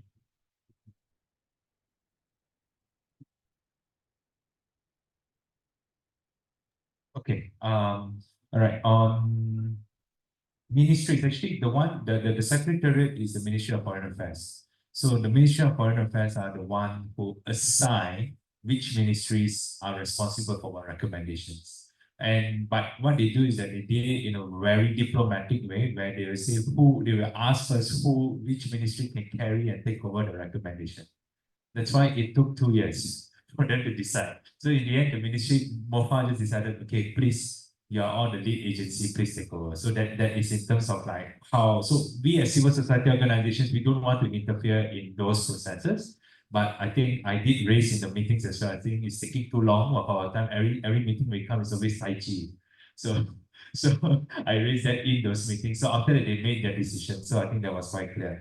On the streamlining, I think Fanny already answered. So the NRTD is an attempt to consolidate all UN mechanisms together. So, but I think ECOSOC status is the status for organizations and NGOs to attend the UN proceedings. So I don't think they have any link in terms of the mechanisms and the treaty bodies that you are wanting to. So the streamlining efforts are there. They are still working on it. So Malaysia is a sample country at this point of time. To Padma's question, so the biannual stakeholders engagement, even within ourselves, the secretariat of these big coalitions received the invitation. So for example, Comango received the invitation, but we can only send like 3 or 4 members from our organizations. So because again, their response is that this is also a multi-stakeholder engagement. You have governmental agencies, And then you also have CSO. So if you want to send 10 people, then they have limited capacity and all that kind of stuff. But what we could do also is that I think from Comango side, we can raise this in the next meeting to tell them to be more inclusive and to also propose your idea for MPs or to find a new way on, because there are also groups who have been calling to have more religious organizations to enter all these conversations. So again, it's okay, but when you bring religion into, then it becomes a little bit more complicated. So we have to decide that Ministry of Foreign Affairs are also finding it quite difficult to balance at this point of time. So I mean that's only what we can say. But on behalf of the coalition of Malaysian NGOs, I think we can raise this in the next meeting when they come back as well. I think the issue on how do they reach us, I think this is quite important because on when we discuss about the matter of human rights, sometimes it's not reach all level of society. For example, we have the experience, when we talk about the rights of the disabled person, we sometimes we forget that there are so many types of disabled person. They are dumb and deaf. They have a very separate and different, what they need, the needs, different needs. For example, we also have, when we deal with the matter of LGBT, sometimes the people, especially the religious people, always left them behind because of the religion whatsoever. But we sometimes engage with this group. We call for the focus group discussion. For example, we go to their place to understand their needs. For example, this is sometimes that we can improve in the future how to deal with the different kind of people. For example, in the aspect of when we deal with the stateless person. Some people, some organizations only focus on the religious aspect and the education aspect of the stateless person. But when we went to Sabah, we found that not only the education aspect we focus when we talk about the rights of the stateless person. So there are another wide area of rights, we should be emphasized when we talk about the state of the right of this stateless person. I think this is something that we need to improve in the next when we prepare the reports, especially we want to cover the wide area of a person, especially when we talk about nobody should left behind. And even when we talk about the immigrant and also the refugees rights, we have the difficulties because Malaysia, we don't have the specific policy on how to deal with this matter, especially when we talk about the empowerment of the refugees. The NGOs actually do their own initiative to do the empowerment on the refugees, for example. This is, I think, should be improved. But I believe that this mechanism is a very effective tool for us to improve the situation of human rights in Malaysia, especially when we talk about the various aspects of human rights. I think that's all. Thank you very much. Thank you, Mr. Daryl. And I believe Mr. Arnott would like to respond to some of the questions. Yes, thank you very much. It's just a precision regarding the NRTD, so the database that was mentioned earlier, because OHCHR has been working with the government to roll it out. And to be completely fair, the public interface feature of the database has not been yet developed. So Malaysia has told us that they would like to make some of the information public, but the system is still being developed. And at this stage, that public interface has not yet been fully developed and rolled out. So this is one of the reasons why, and probably the key reason why the database is not made accessible to everyone. It's a tool that is designed primarily for the government, for all the entities that will contribute to drafting the state report and that will be in charge of implementing the recommendations. But we would like it to be, if the government wants, for some of the information to be made available, but to be fully transparent, we haven't yet fully developed that feature, and that's the reason why it hasn't yet been made available. Thank you.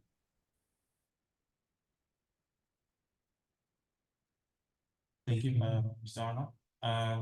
I think with this, I thank everyone for your active participation. And I would like to extend our appreciation to the esteemed speakers for your sharing of knowledge and experience. We hope that this short discussion will have an impact on raising awareness on UPR and its impact to the human rights situation in Malaysia. So I hand over the session to MC, Ms. Hannah. Once again, thank you, moderator, and all the speakers. I would like to request all the speakers to remain on the stage. Now, I would like to call upon our VIP, Secretary of Suhaka, to deliver token of appreciation to our distinguished speakers.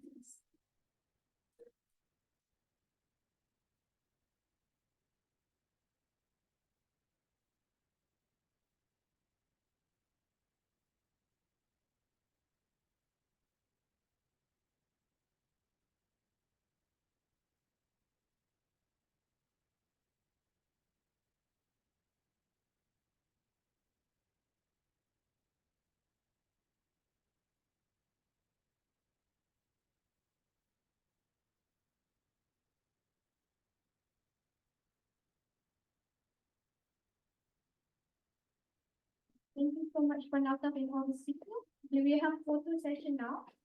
All participants kindly fill in the seat in the video because we have to speak in everyone in the video. So you guys can be in the photo. Can we have it now?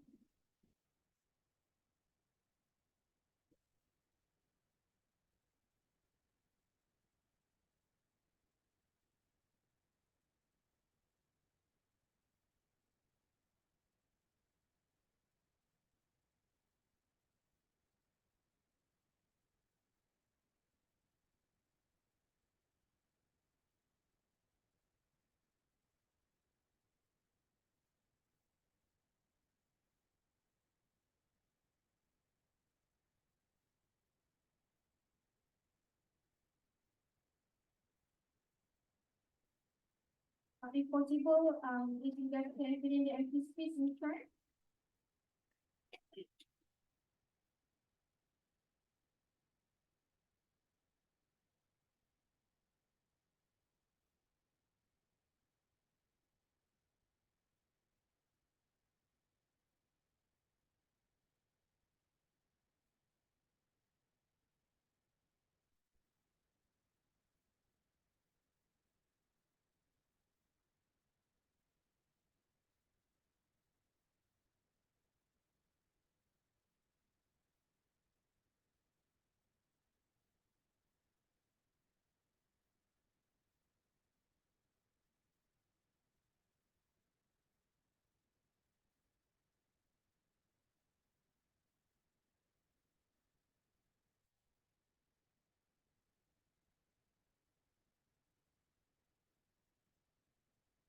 Thank you, everyone. Now we will start. We continue our live streaming of the Malaysian Sport Universal Priority Review, live from Pele di Nacion, Chile versus Chile. The review will take place until 1 a.m. So we appreciate your kind cooperation to see until the end of the review. Should you require an assistance throughout, our team will stand ready to assist. Thank you so much.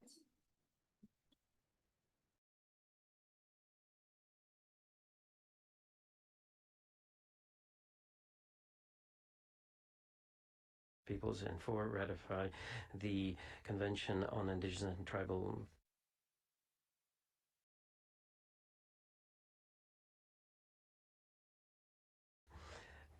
Peoples number. Congratulate the delegation on the quality of its national report.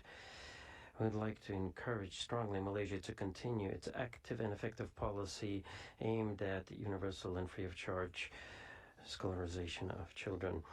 The efforts taken by Malaysia to ensure the integration of persons with disabilities in economic and social life and other are a significant and encouraging aspect of the policies of the country.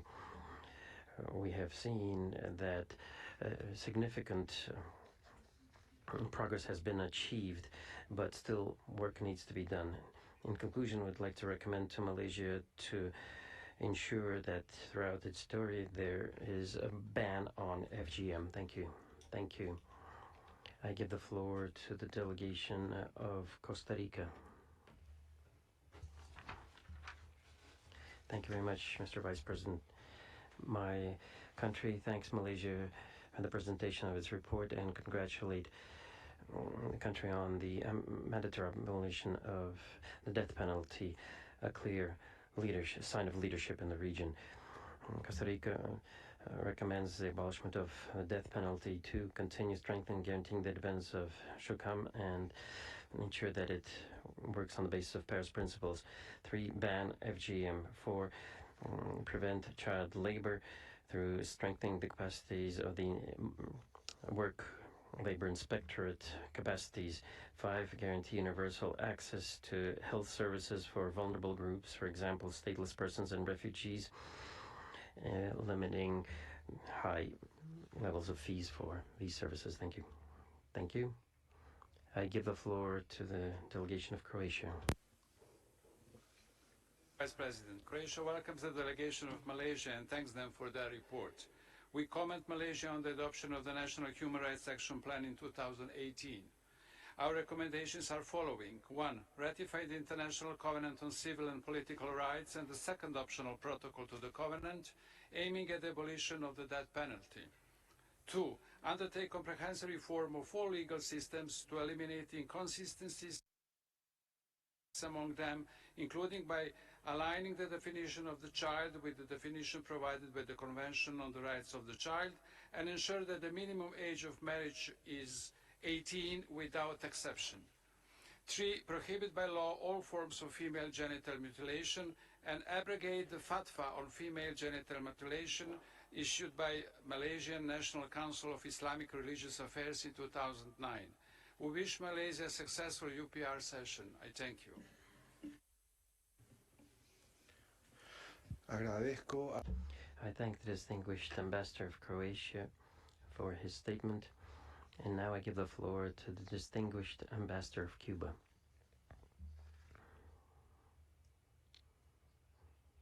Thank you very much, Mr. Vice President. I'd like to welcome the delegation of Malaysia. We recognize the commitment of the country with the UPR and with the promotion and protection of human rights. In a constructive spirit, we recommend the following. Continue the efforts to protect the rights of older persons. 2, continue with the dialogue and commitment with relevant stakeholders to amend the law related to age limits for marriages. 3, increase psychosocial support for those who suffer from mental illnesses, including through the National Center of Excellence for Mental Health. Finally, would like to wish Malaysia full success in this UPR cycle, and we recognize the continued efforts of the country in the implementation of the recommendations that were accepted during previous cycles. Thank you. Thank you. I give the floor now to the delegation of Cyprus. Mr. Vice President, Cyprus welcomes the delegation of Malaysia and thanks for this presentation. We welcome the enactment of the Abolition of Mandatory Death Penalty Act of 2023, and we commend Malaysia for moving up its ranking on the World Press Freedom Index and for the steps taken to strengthen the role of its national human rights institution. As the recommendations provided by Cyprus in the previous UPR cycle are yet to be fully implemented, we recommend the following. 1, abolish the death penalty for all crimes. 2, ratify the ICCPR and all other core human rights treaties. 3, set the minimum age of marriage at 18 without exceptions. And 4, take effective measures to end hostility and intolerance on the basis of sexual orientation and gender identity as recommended by the SR on cultural rights. Thank you. Thank you, Cyprus. I give the floor to the Czech Republic. Thank you, Mr. Vice President. Czechia thanks the delegation of Malaysia for presenting its report. We welcome the progress on ending the practice of the death penalty and hope for its complete abolition. We wish to recommend the following. 1.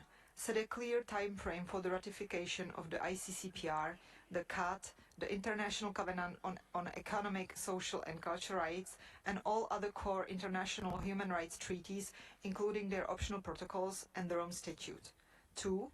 Build upon its efforts to ensure the full enjoyment of the freedom of opinion and expression by repealing the Sedition Act. And 3. revise the Peaceful Assembly Act in order to eliminate discrimination and hindrance in the exercise of the freedom of association and assembly. We wish Malaysia a successful UPR. I thank you. Muchas gracias. Thank you. I give the floor to the delegation of Djibouti. Thank you very much, Mr. Vice President. Djibouti would like to welcome delegation of Malaysia, high-level delegation, and thank the delegation for the presentation of the national report. My delegation appreciates the efforts of the government of Malaysia in the area of the protection of the rights of women, children, and older persons, and encourages the country to increase the protections that provided to the population of the country. We'd like to make the following recommendations: continue efforts to combat trafficking in human beings and take measures to combat and reduce impunity, and carry out investigations related to trafficking. 2, strengthen promotion and protection of the rights of women and implementation of additional measures to combat violence against women. We'd like to wish Malaysia full success during this review. Thank you. I thank Djibouti. I give the floor to the delegation of the Dominican Republic. Thank you very much, Mr. Vice President. The Dominican Republic would like to welcome delegation of Malaysia and thank the delegation for presenting the report. We applaud the setting up of a mechanism to ensure follow-up to the recommendations of the UPR. This is an innovative approach that will help countries promote and protect human rights. We also congratulate the country on the initiatives aimed at abolishing the death penalty. In a constructive spirit, we recommend the following: amend all the legislative provisions that make it possible or facilitate child marriages and fix the minimum age for marriages at 18 years of age without exceptions in all legal jurisdictions, including customary law. 2, incorporate and apply and ensure the protection of persons with disabilities, including accessibility in the areas of employment, education, and housing, and also pay special attention to the needs of older persons. We wish full success. Thank you to the delegation. Thank you. I give the floor to the delegation of Ecuador. Thank you very much, Mr. Vice President. Ecuador would like to thank the delegation of Malaysia for the presentation of its report, and I'd like to highlight the approval in 2023 the reform on sexual crimes against children. Ecuador respectfully would like to recommend the following: step up efforts to promote and protect the rights of persons with disabilities, especially in the area of education and employment, in line with the Convention on the Rights of Persons with Disabilities. 2, improve measures for labor protection, including for domestic and migrant workers. 3, ensure the protection of human rights defenders during their work, including those who defend the environment and carry out timely investigations of threats and aggressions against human rights defenders. Wish Malaysia full success. Thank you, Ecuador. I give the floor to the delegation of Egypt. السيد نائب الرئيس، يرحب وفد مصر بوفد ماليزيا المشارك في الجلسة. We'd like to extend a welcome to the delegation of Malaysia. We praise Malaysia for positive measures taken by the government as reflected in the report with a view of promoting economic, social, and cultural rights. And we praise the efforts aimed at strengthening the legal and institutional framework on human rights. As part of a constructive dialogue, we'd like to make the following recommendations: continue with the application of policies and programs with a view of promoting the rights of women, children, and disabled persons with disabilities. 2, continue cooperation with regional and international human rights mechanisms in line with national priorities. 3, continue to promote economic and social rights. We wish Malaysia full success. Thank you.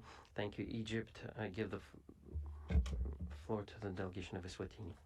Thank you, Mr. Vice President. Estonia welcomes the delegation of Malaysia to this UPR and thanks for the information provided today. Estonia compliments Malaysia for abolishing the mandatory death penalty. We welcome the steps taken to prevent sexual harassment and gender-based violence. We urge Malaysia to sustain progress made in previous years in ensuring media freedom. Estonia would like to recommend to Malaysia to adopt a comprehensive anti-discrimination legislation on all prohibited grounds, amend all provisions in laws to prohibit child marriage and raise awareness of its harmful effects on children, ensure universal and unhindered access to sexual and reproductive health information, counseling, education, and services. Ratify the Rome Statute of the International Criminal Court. Ratify the second optional protocol to ICCPR. Estonia wishes to Malaysia all success in the current review. I thank you. Gracias. Thank you very much, Estonia. I give the floor to the delegation of Eswatini. Thank you, Mr. President. The Kingdom of Eswatini warmly welcomes the distinguished delegation of Malaysia and welcomes the progress so far achieved. We commend Malaysia for steps taken to broadening the scope of consultations, extending beyond interministerial collaboration to ensure an inclusive and consultative approach in its UPR recommendations. Recognizing that the commitment to ensuring human rights for all requires ongoing dedication, and in the spirit of constructive dialogue, Eswatini recommends to Malaysia, 1, to take into consideration recommendations to ensure that all persons, including asylum seekers and refugees, can register the births of their children in a timely and accessible manner. And 2, strictly enforce Section 15 of the Child's Act of 2001 to prevent the identity of any child involved in a court case from being revealed to the public. We wish Malaysia a successful review. I thank you, President. Muchas gracias. Thank you. I give the floor to the delegation of Ethiopia. Thank you, Mr. Vice President. Ethiopia warmly welcomes the high-level delegation of Malaysia to the fourth cycle session of the UPR Working Group. Ethiopia commends Malaysia for implementing the recommendations received during the previous UPR cycles and for the commitment to the promotion of human rights in an inclusive manner. In the spirit of constructive engagement and dialogue, Ethiopia recommends to Malaysia, 1, continue efforts towards the promotion and protection of the rights of women, children, persons with disabilities, and older persons. 2, continue implementing integrated social security support programs. Finally, Ethiopia wishes success to the delegation of Malaysia in its engagement with the UPR Working Group. I thank you. Gracias, Ethiopia. Thank you, Ethiopia. I give the floor to the delegation of Fiji by video. Mr. President, Fiji commends Malaysia's engagement and cooperation with regional and international human rights mechanisms, as well as its efforts towards a review of its laws and policies with the goal of improving its compliance with international instruments, such as the Abolition of Mandatory Death Penalty Act of 2023, as well as various other initiatives undertaken to promote prison reform and prevent torture. It is in this spirit of constructive engagement that Fiji respectfully recommends that Malaysia accede to the UN Convention Against Torture, or UNCAT. As a core state of the Convention Against Torture Initiative, or CTI, Fiji welcomes Malaysia's engagement with CTI over the years, and we stand ready to offer Malaysia relevant technical assistance from the CTI towards its ratification and implementation journey for UNCAT. I thank you. Gracias, Fiji. I thank Fiji. I give the floor to the delegation of Finland. Mr. Vice President, Finland welcomes the engagement of Malaysia in the UPR. Finland commends Malaysia's decision to pass the bills on abolition of the mandatory death penalty and revision of sentence of death and imprisonment for natural life in 2023. These are important steps towards the complete abolition of capital punishment. Finland respectfully recommends 1. To withdraw all remaining reservations to Articles 9 and 16 of CEDAW. 2. To implement a comprehensive refugee management framework, including health services, education, and right to work. 3. To repeal all laws, regulations, and measures that criminalize or discriminate persons based on sexual orientation, gender identity, and gender expression. We wish Malaysia a successful review. I thank you. Gracias, Finlandia. Thank you very much, Finland. I give the floor to the delegation of France.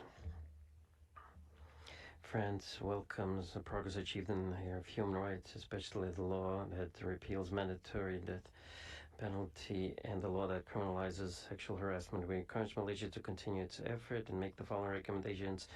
Maintain the recently announced moratorium on executions, ratify the second optional protocol with a view abolishing the death penalty, ratify the Convention on Enforced Disappearances, ratify the Rome Statute of the ICC, decriminalize homosexuality, combat all forms of violence and discrimination against migrant workers and refugees, and ratify the Convention on Status of Refugees, and continue efforts to combat child labor and early marriages, and establish an age marriage at 18. Thank you very much. I give the floor to the delegation of Gambia. President, the Gambia extends a warm welcome to the delegation of Malaysia and thank them for their interaction with the Human Rights Council today. We commend Malaysia for its efforts in promoting cultural diversity and interfaith harmony, which contributes to social cohesion and understanding among its diverse population. Mr. President, while recognizing the efforts and commitments being made by the government of Malaysia, my delegation would like to make the following recommendations. 1. To enhance the protection of minority rights, including indigenous peoples, ethnic and religious minorities, ensuring equal opportunities and preserving cultural heritage. 2. To improve the rights and conditions of migrants and refugees, providing them with access to legal protections, basic services, and humanitarian assistance. 3. To consider ratifying the remaining core international human rights. I thank the Ambassador of Gambia for his video statement, and I now give the floor to the delegation of Georgia. Thank you, Mr. Vice President. Georgia welcomes and thanks the delegation of Malaysia for the presentation of the national report. My delegation commends the government for issuing a standing invitation to the special procedure mandate holders, and we also welcome the introduction of the National Human Rights Action Plan and steps aimed at strengthening of the interministerial collaboration within the plan. We positively assess government's cooperation with the National Human Rights Commission. Herewith, Georgia would like to recommend to Malaysia, first, to continue efforts to strengthen the effectiveness of the National Human Rights Commission, and second, to continue its efforts to prevent, suppress, and combat trafficking in persons. With this, we wish the delegation of Malaysia a successful review. Thank you. Muchas gracias. Thank you very much to Georgia. I give the floor to the delegation of Germany. President, Germany welcomes the delegation of Malaysia. We commend Malaysia for establishing a moratorium on mandatory death penalty, strengthening press freedom, as well as addressing sexual and gender-based violence through the 2022 Anti-Sexual Harassment Act. However, Germany remains concerned about the continued limitations of the rights of refugees and asylum seekers, of the rights of freedom of assembly and expression, and lack of protection for LGBTIQ+ persons. Germany therefore recommends to develop a comprehensive legal and policy framework for the recognition and protection of all refugees and asylum seekers that includes the right to seek asylum, legal status, and basic rights such as work, education, and healthcare within the next few years. Repeal all legislation that discriminates on the basis of SOGI. Take necessary steps to ensure citizens' rights to freedom of expression and information in line with Article 10 of the Federal Constitution within the next 3 years. Swiftly pass legislation to fully abolish the death penalty, abolish corporal punishment in the legal system, and review legislation to set a minimum legal age for marriage for everyone to 18. Germany wishes a successful. Gracias, Alemania. Thank you, Germany. Now I think this is a good moment to give the floor to the head of the delegation of the country under review to address the comments and make some observations related to the different questions that were raised by delegations up to this point. Sir, you have the floor. Thank you. Thank you, Mr. Vice President, distinguished delegates. I thank the 60 over member states for their comments and recommendations, and also for some of the comments which were transmitted to us in advance. Allow me to respond to 2 of them first, and members of my delegation will address the others. Regarding refugees and asylum seekers, who is the deserving refugee? Who is the deserving asylum seeker? Who is an economic migrant? Who is the one to determine them as such? And to determine the one, it remains a difficult issue in managing the presence. That said, Malaysia is a host country to 185,666 registered refugees and asylum seekers. We were made to understand that this is the highest number in Southeast Asia. Despite numerous constraints, including stretched resources, limited capacity, and strain on our social infrastructure, including health services, Malaysia continues to exert efforts to manage the influx of refugees and asylum seekers. And we continue to provide healthcare services, access to education, and employment opportunities. Refugees' children are provided with educational opportunities at 18 alternative learning centers that are registered with the government. Now, while refugees continue to receive support, the continuous influx of refugees into the country raises additional challenges to the government. As an example, the government is now saddled with an accumulated unpaid medical bill amounting to 5.46 million Malaysian ringgit. Not to mention the strain that has been put on the social services. But this could be addressed with the cooperation of the international community. For this reason, Malaysia calls upon member states, the UNHCR, and the IOM to expedite the resettlement of refugees and asylum seekers to third countries. Resettlement must remain a priority, and this undertaking shall serve as the cornerstone of cooperation within Malaysia and the human rights community. And that is on the principle of burden and responsibility sharing. We will soon approach member states, the UNHCR, and the IOM with specific suggestions and requests for resettlement of refugees to third countries. On poverty eradication, especially hardcore poverty, is one of the key priorities of the unity government under Prime Minister Anwar Ibrahim. Following the review of the 12th Malaysia Plan, approved in November 2023, the government is undertaking economic reforms towards achieving a sustainable, prosperous, and high-income nation.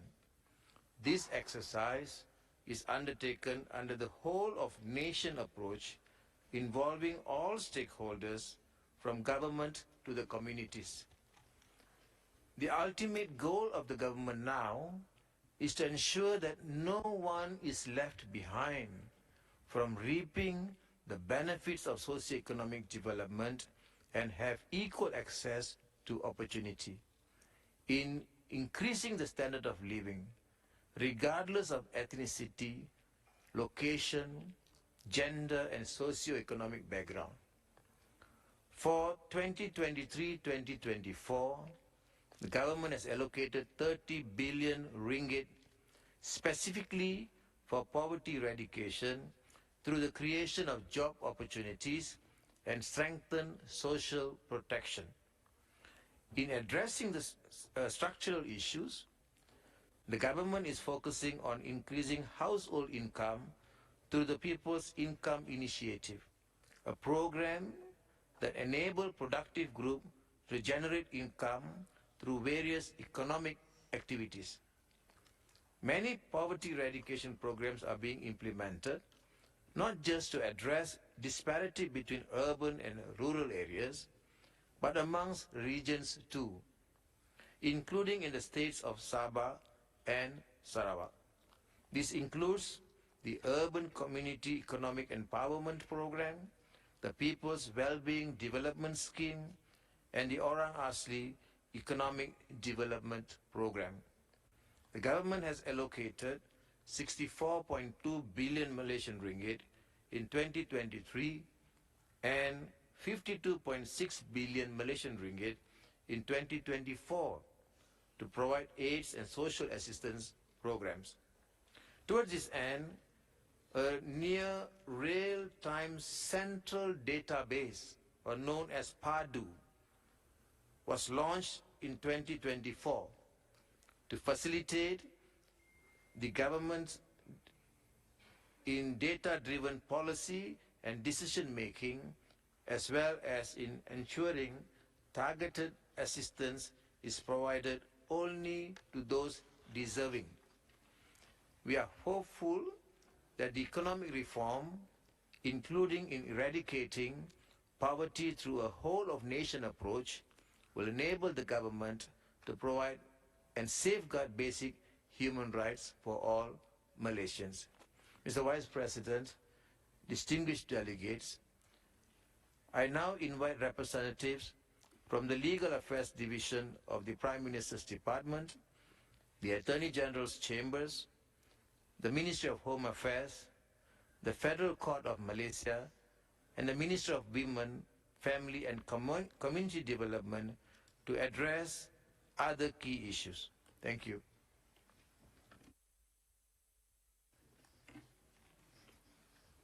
Mr. Vice President, on behalf of the Legal Affairs Division of the Prime Minister's Department, I will be addressing matters pertaining to the abolishment of the mandatory death penalty, institutional reform, and the strengthening of Malaysia's national human rights institution. Malaysia expresses gratitude and appreciation for the acknowledgement of its landmark decision to abolish the mandatory death penalty through the abolishment of the Mandatory Death Penalty Act 2023, which came into force on 4th of July 2023. In addition, Malaysia has passed the revision of sentence of death and imprisonment of natural life, temporary jurisdiction of the Federal Court Act 2023 that provides all individuals sentenced to death and natural life imprisonment to get their sentences reviewed by the Federal Court, allowing for a potential resentencing. As a result, 1,020 prisoners who have been sentenced to the death penalty or natural life imprisonment will be considered for this review process. These reforms demonstrate Malaysia's unwavering dedication to aligning our legislative frameworks with international human rights standards. To facilitate this transition, the government established a mechanism committee consisting government agencies, the Malaysian Bar, Advocate Association of Sarawak, the Sabah Law Society, to oversee the implementation of the review process. In this process, prisoners may exercise their rights to choose their own counsel or opt for court-assigned counsels. The Federal Court exercised its powers through the revision of sentence of death and imprisonment for natural life temporary jurisdiction of the Federal Court Act 2023 for the first time in November 2023. As of January 2024, all 73 prisoners who have gone through the review process have received alternative sentences, demonstrating the effectiveness of the new system. This positive development serves as a testament of the government's commitment to upholding the rights of all individuals regardless of their past offences, giving them opportunity whilst upholding the principle of restorative justice. In response to several recommendations pertaining to the total abolishment of the death penalty, Malaysia wishes to reiterate its stance on the establishment of a just and equitable legal system for all, taking into consideration the views of all parties, including the victims' families and the offenders. Malaysia believes that this is the way forward towards not only recognizing human rights, but justice for the people. Mr. Vice President, in making sure that Malaysia remains ahead of its institutional reform agenda, several initiatives have been undertaken that underpin strategic growth for institutions whilst upholding the principles of human rights. Within a year, Malaysia has successfully adopted a more people-centric approach by amending legislation such as the Sexual Offences Against Children Act 2023 and the Evidence of Children Witness Act 2023, amendments to the Penal Code and Criminal Procedure Code to make stalking a crime, repeal of Section 309 of the Penal Code to decriminalize attempted suicide, amendments to the Insolvency Act 1967, and the debate of the Human Rights Commission of Malaysia's Annual Report 2020. Moving forward, Malaysia aims to continue championing its human rights-based initiatives, which includes the amendments of the Whistleblower Protection Act 2010, enactment of a Freedom of Information Act, establishment of an independent public defender's office, and the establishment of Ombudsman Malaysia. Malaysia is also developing the National Action Plan for Business and Human Rights, as well as a holistic and inclusive National Human Rights Action Plan version 2.0. Mr. Vice President, Malaysia continues to empower its National Human Rights Institution, Suhakam, by expanding its functions and powers, providing it with the necessary institutional strength required to further promote and uphold human rights in Malaysia effectively. For this purpose, the Suhakam Act was amended and tabled in the House of Representatives in November 2023 and will be tabled in the Senate in March 2024. The amendments, among others, provide for diverse representation within Suhakam and strengthening the role of the Children's Commissioner by institutionalizing the Office of the Children's Commissioner within Suhakam itself. In conclusion, Malaysia thrives to introduce strong domestic laws and institutional reforms that would shape a positive future for the nation whilst continuously maintaining our commitment to international human rights standards. Thank you.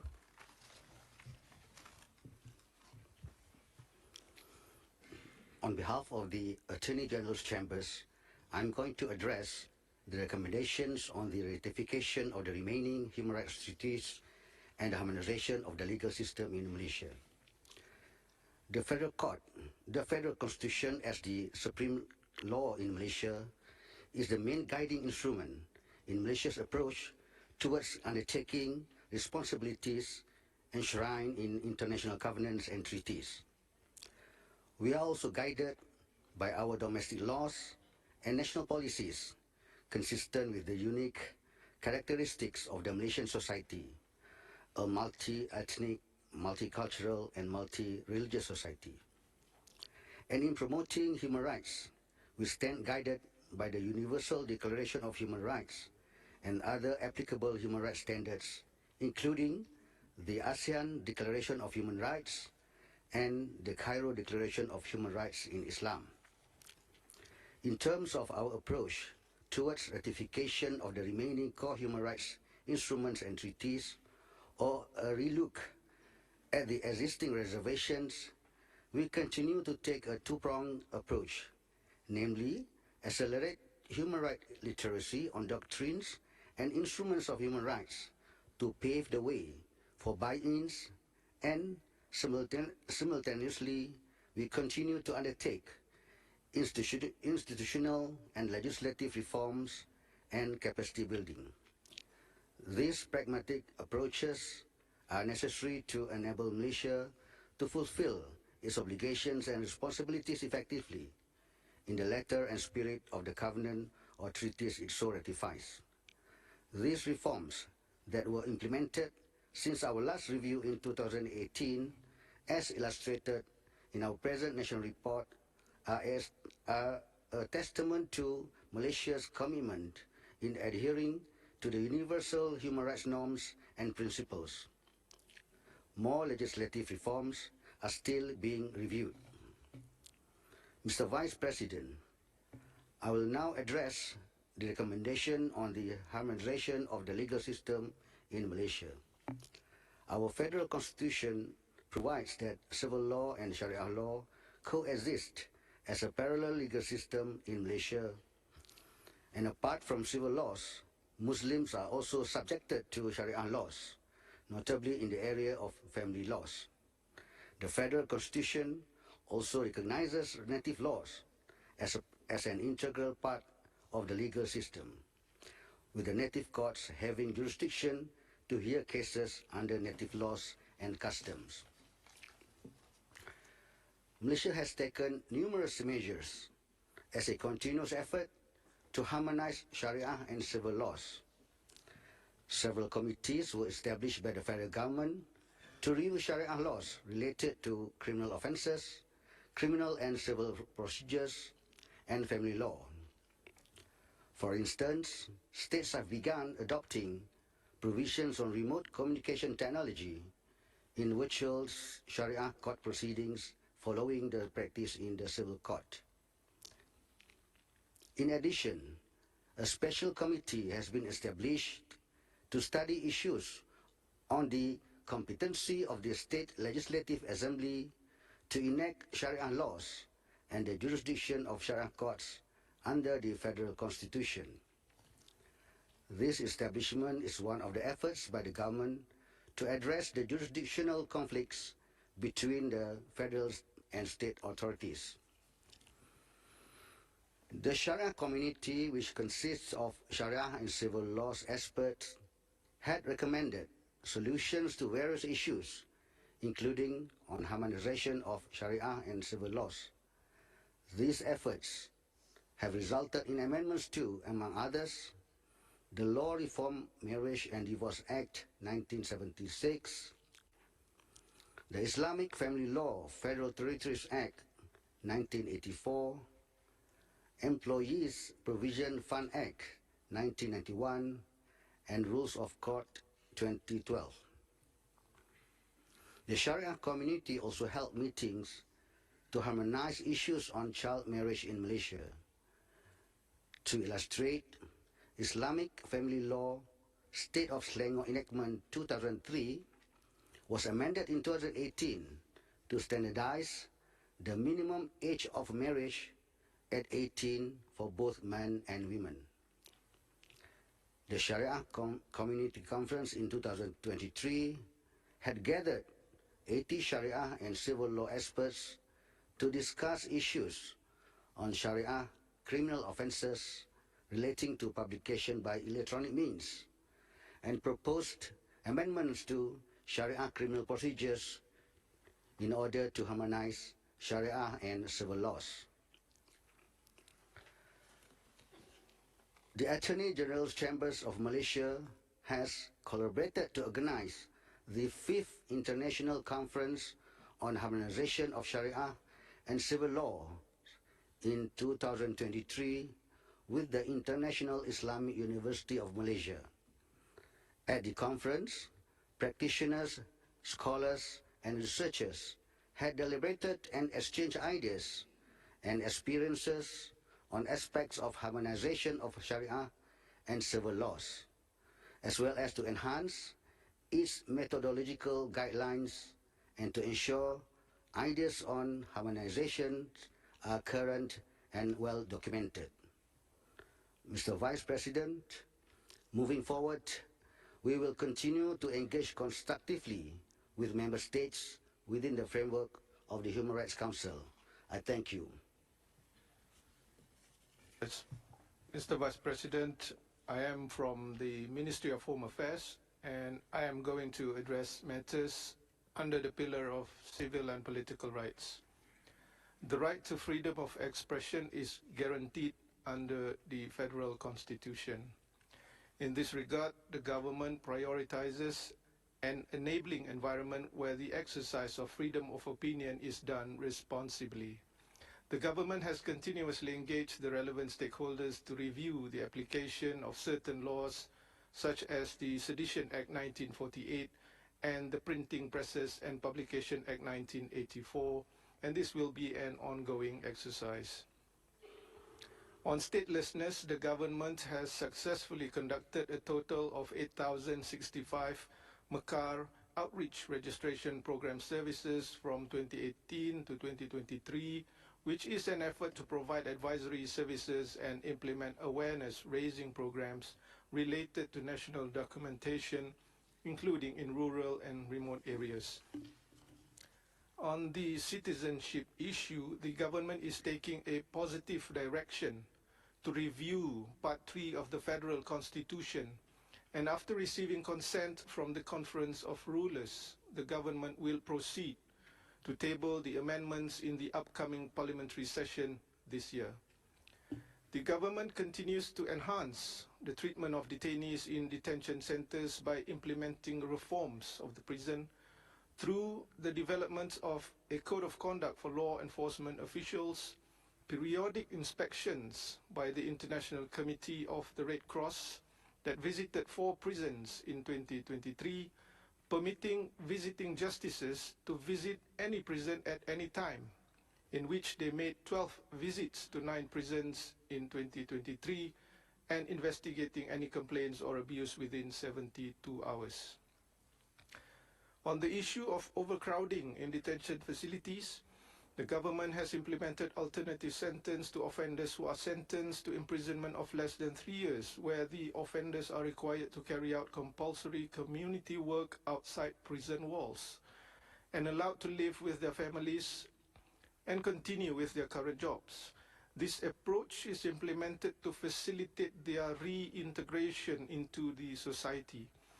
The alternative sentence has shown a positive impact, where in 2023 the recidivism or readmission rate of prisoners who follow the community rehabilitation program is 0.24%, as compared to 17.6% recidivism rate for prisoners undergoing rehabilitation program within the prison walls.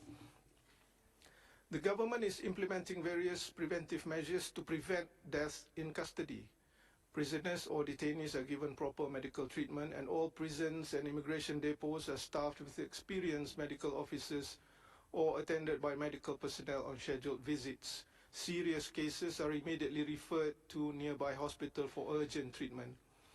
The government has established the custodial health unit in police centralized lockups to conduct medical checkup on detainees before being admitted to their cells. The government is also engaging private medical officers to provide adequate healthcare services to detainees in other identified lockups in Malaysia.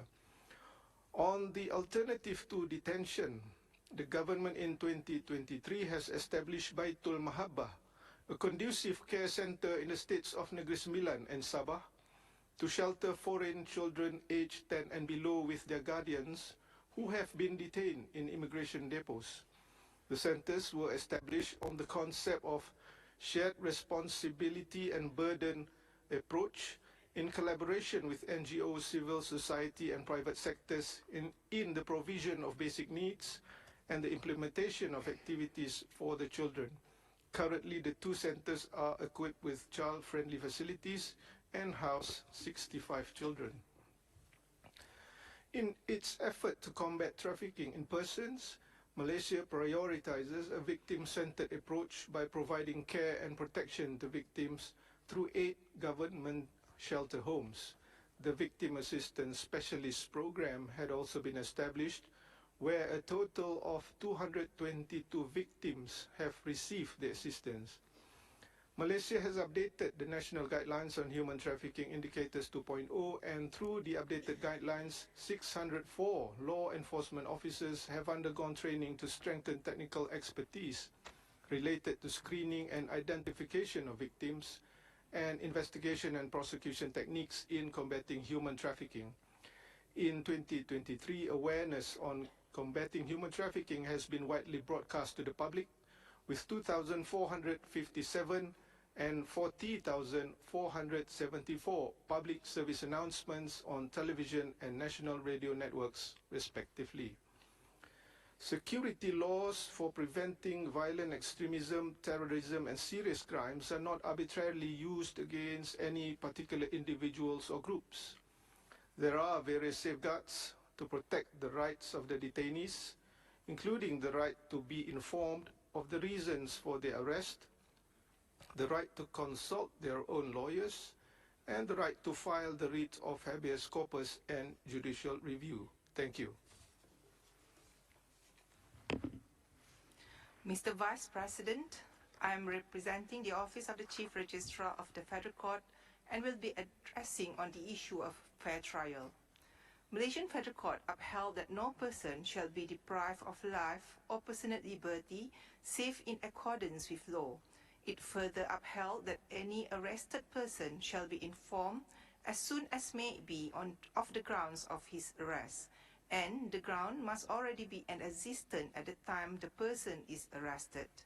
A practice direction was issued to ensure the arrested person to be informed of the right to appoint a lawyer on his own choice or to get assistance from the National Legal Aid Foundation. To further ensure on the citizens' and non-citizens' right to a fair trial in an alleged unlawful detentions applications against private as well as public authorities, or better known as writ of habeas corpus, the detainees will be produced before the court for determination. Such application can be made by the detainees himself or by someone else on his behalf. The Malaysian judiciary is committed in ensuring the right of a fair trial in all circumstances and to uphold justice within the federal constitution. This is imperative to guarantee the administration of justice in Malaysia is governed in accordance with the fundamental principle of the rule of law. Thank you.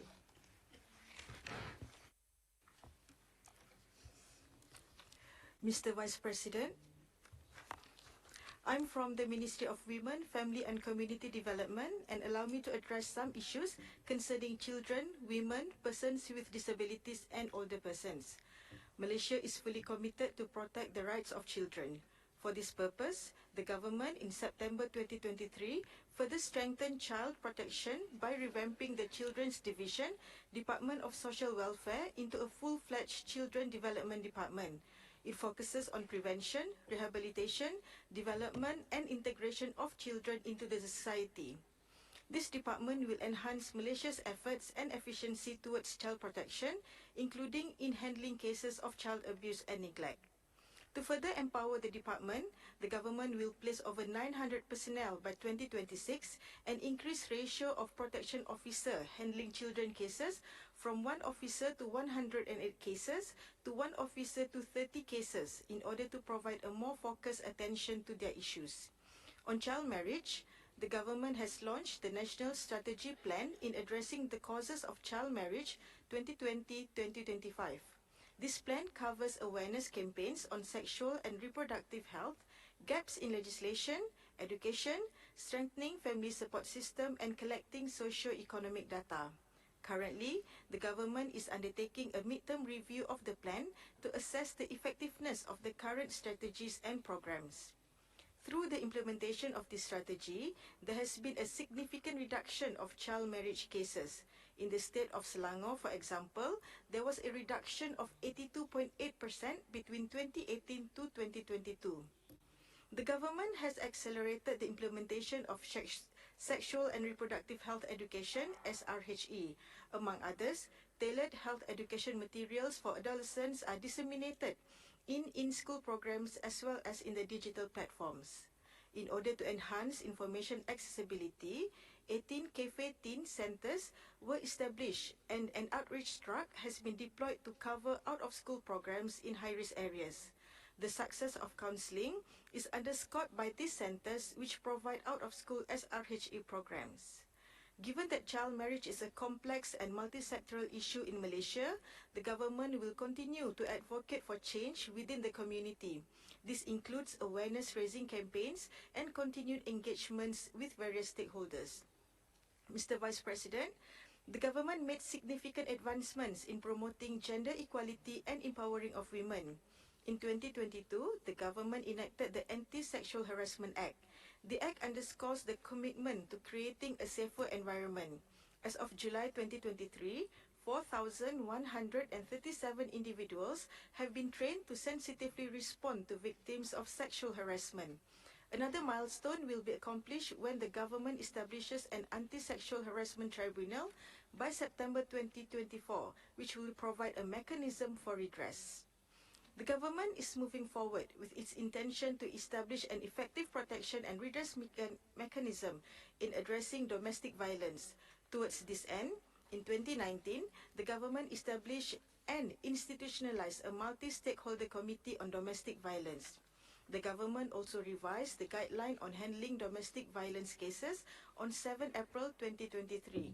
The updated guideline includes the introduction of rehabilitation programs for perpetrators as well as simplified procedures for emergency protection orders and one-stop crisis centers. Currently, 43 safe places and 12 temporary transit centers have been designated to provide temporary refuge and assistance to victims of domestic violence. Persons with disabilities remains a special priority for the government. Since 2011, the Information System Management for PWDs has been established to facilitate registration process and tabulation of registered PWDs in the country. In October 2021, the registration has been upgraded and digitalized, providing PWDs with digital cards within 24 hours upon registration. This aims to encourage more PWDs to register, assisting the government in addressing the unique needs of this community. To date, 49,230 digital cards have been issued. As a state party to the Convention on the Rights of Persons with Disabilities, the government remains committed in implementing its obligations. Currently, in the midst of making preparation for its national report through engagements with stakeholders. Malaysia is taking steps to address the issues faced by older persons. In line with the 2011 National Policy for Older Persons, the government implemented a national registry system, e-Warga Emas. Through this initiative, the government aims to gather data on older persons, including socio-demographic information and health conditions. This phase of the system development then will lead to the next phase where it will be accessible to public, focusing on job matching and employment. In promoting healthy lifestyle among older persons, a total of 265 government health clinics have been utilized for social and recreational activities related to health. In addition, 161 activity centers have been established under the Department of Social Welfare. This is in line with the government's aim to ensure active and productive aging in Malaysia. Mr. Vice President, Malaysia has made tremendous progress in many areas concerning the well-being of children, women, persons with disabilities and older persons. We do recognize, however, that there are areas for improvement, but be rest assured that the government is fully committed in addressing them for the betterment of fellow Malaysians. I thank you.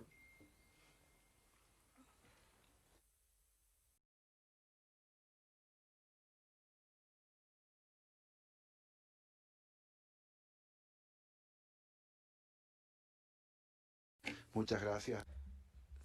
I'd like to extend my thanks to the Malaysian delegation for those thorough explanations and responses to some of the main points raised so far in this dialogue. We're now going to continue with the list of speakers. So I would now like to give the floor to the delegation of Ghana. Mr. Vice President, Ghana welcomes the delegation of Malaysia to the UPR process and commends them for the progress made in implementing several recommendations it accepted during the previous UPR cycles. We welcome in particular the adoption of the National Affordable Housing Policy and the abolition of the Mandatory Death Penalty Act. In the spirit of constructive dialogue, Ghana recommends Malaysia to 1. Take concrete measures to prevent children from becoming stateless and guarantee universal access to free primary education irrespective of their status. 2. Take effective measures to adopt a comprehensive anti-discrimination law. And 3. Expedite ratifying the UN Convention Against Torture and its optional protocol. We wish Malaysia a successful review. I thank you.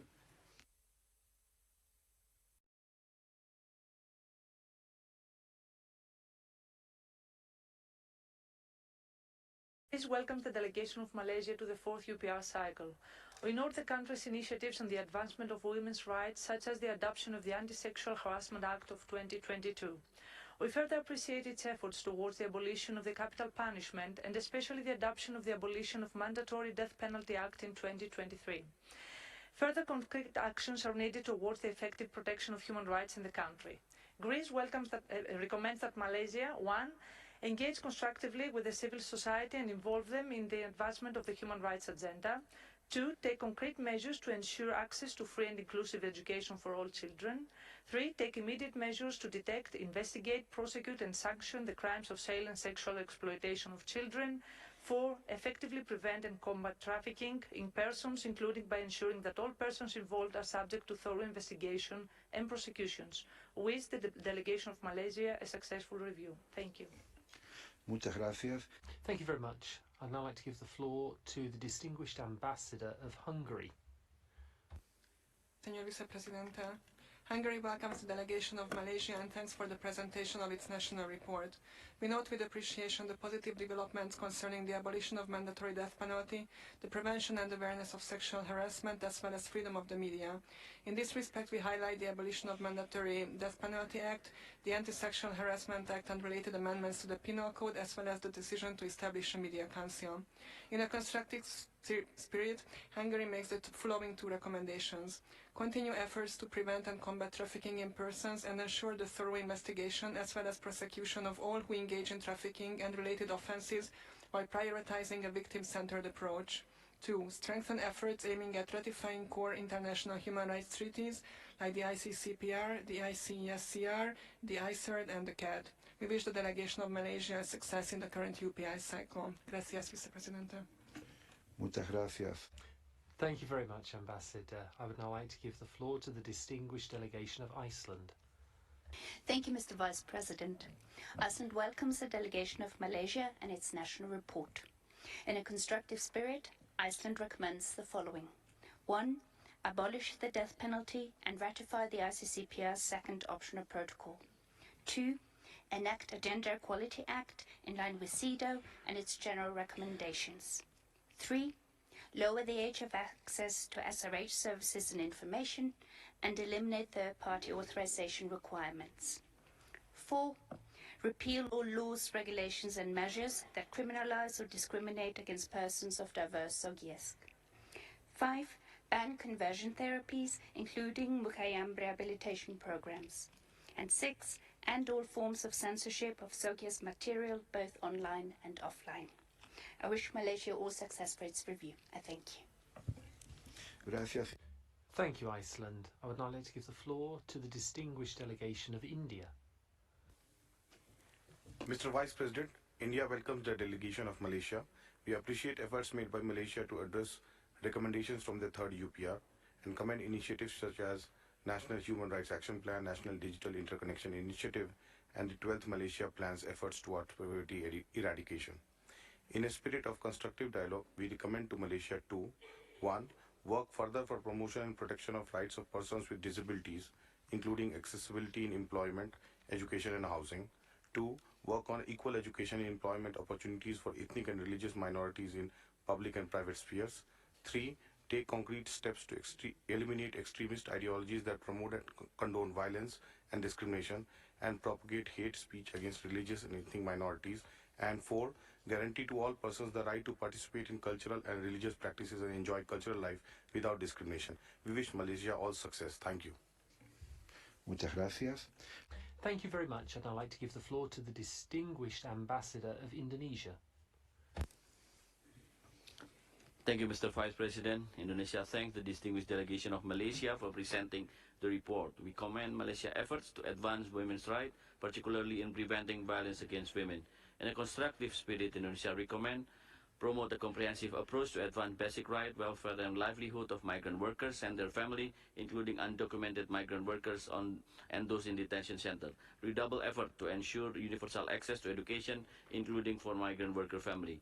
Consider ratifying the UN Convention Against Torture and other cruel, inhuman and degrading treatment or punishment to further bolster Malaysia's effort in anti-torture. We wish Malaysia a successful review. Thank you, Mr. Vice President.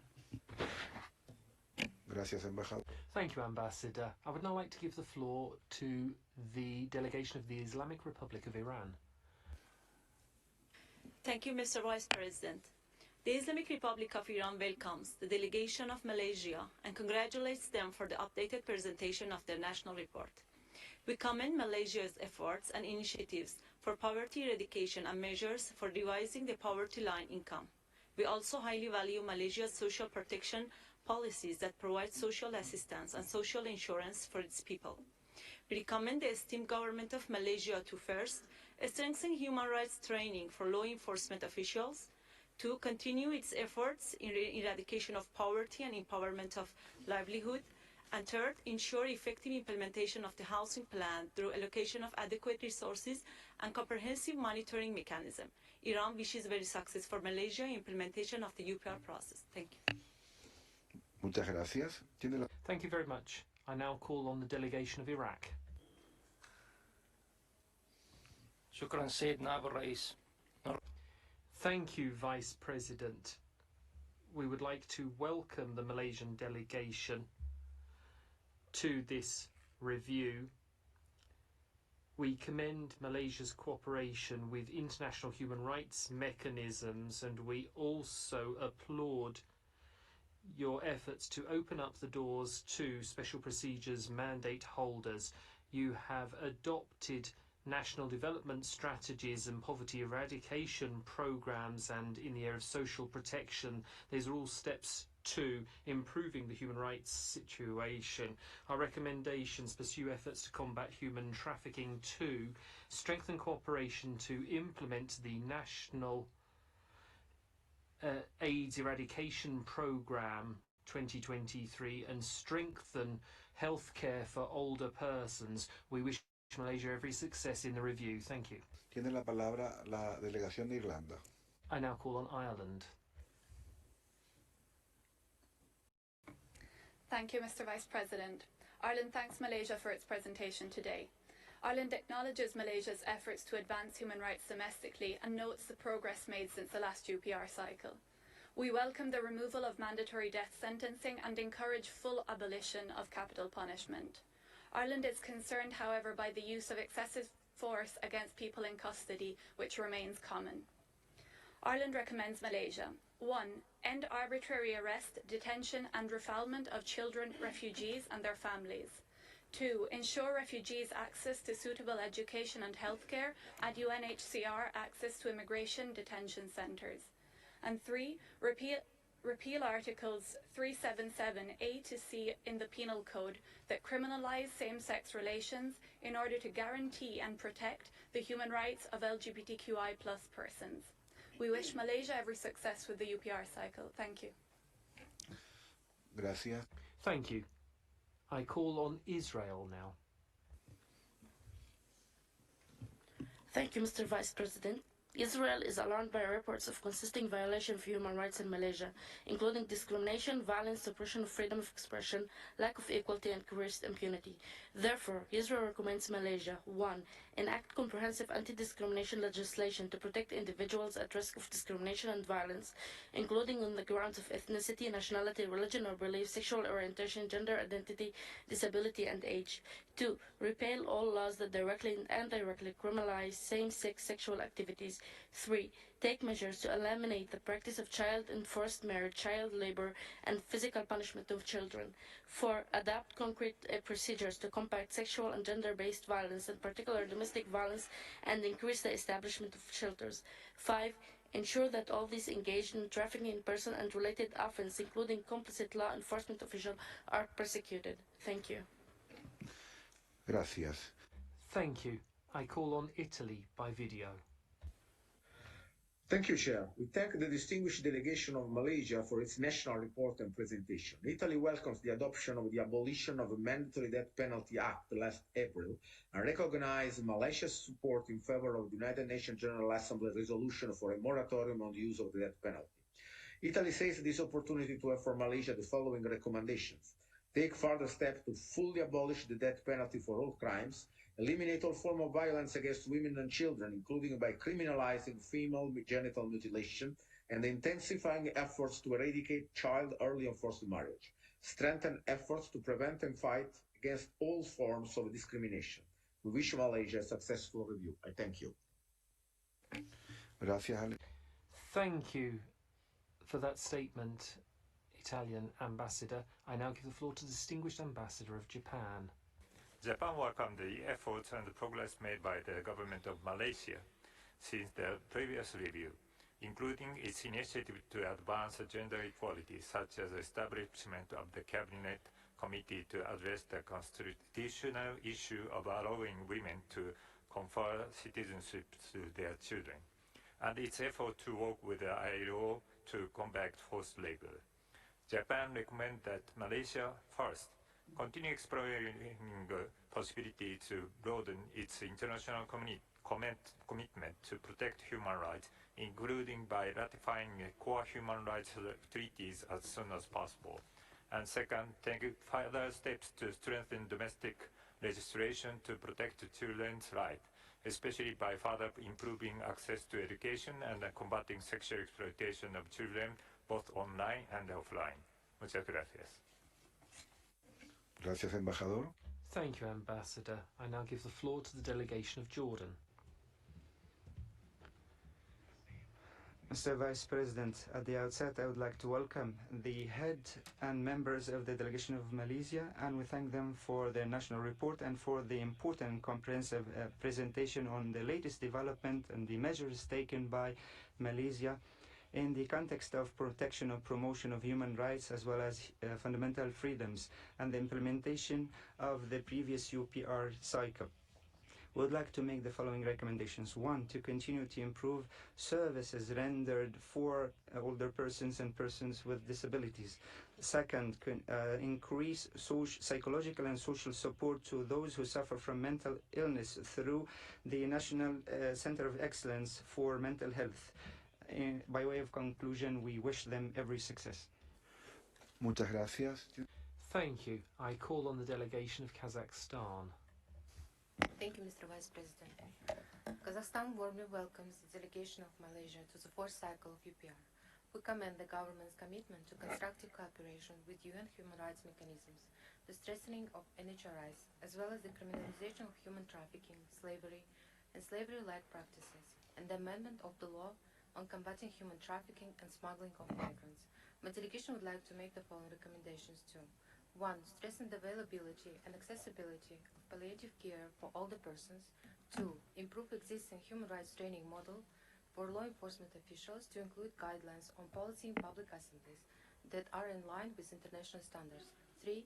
Continue efforts to prevent trafficking and train law enforcement to identify and assist victims. We wish the delegation of Malaysia a very successful review. Thank you, Mr. Vice President. Muchas gracias. Thank you. I give the floor to the delegation of Kenya. Thank you, Vice President. Kenya congratulates Malaysia on this fourth cycle of UPR and welcomes its comprehensive national report and oral update.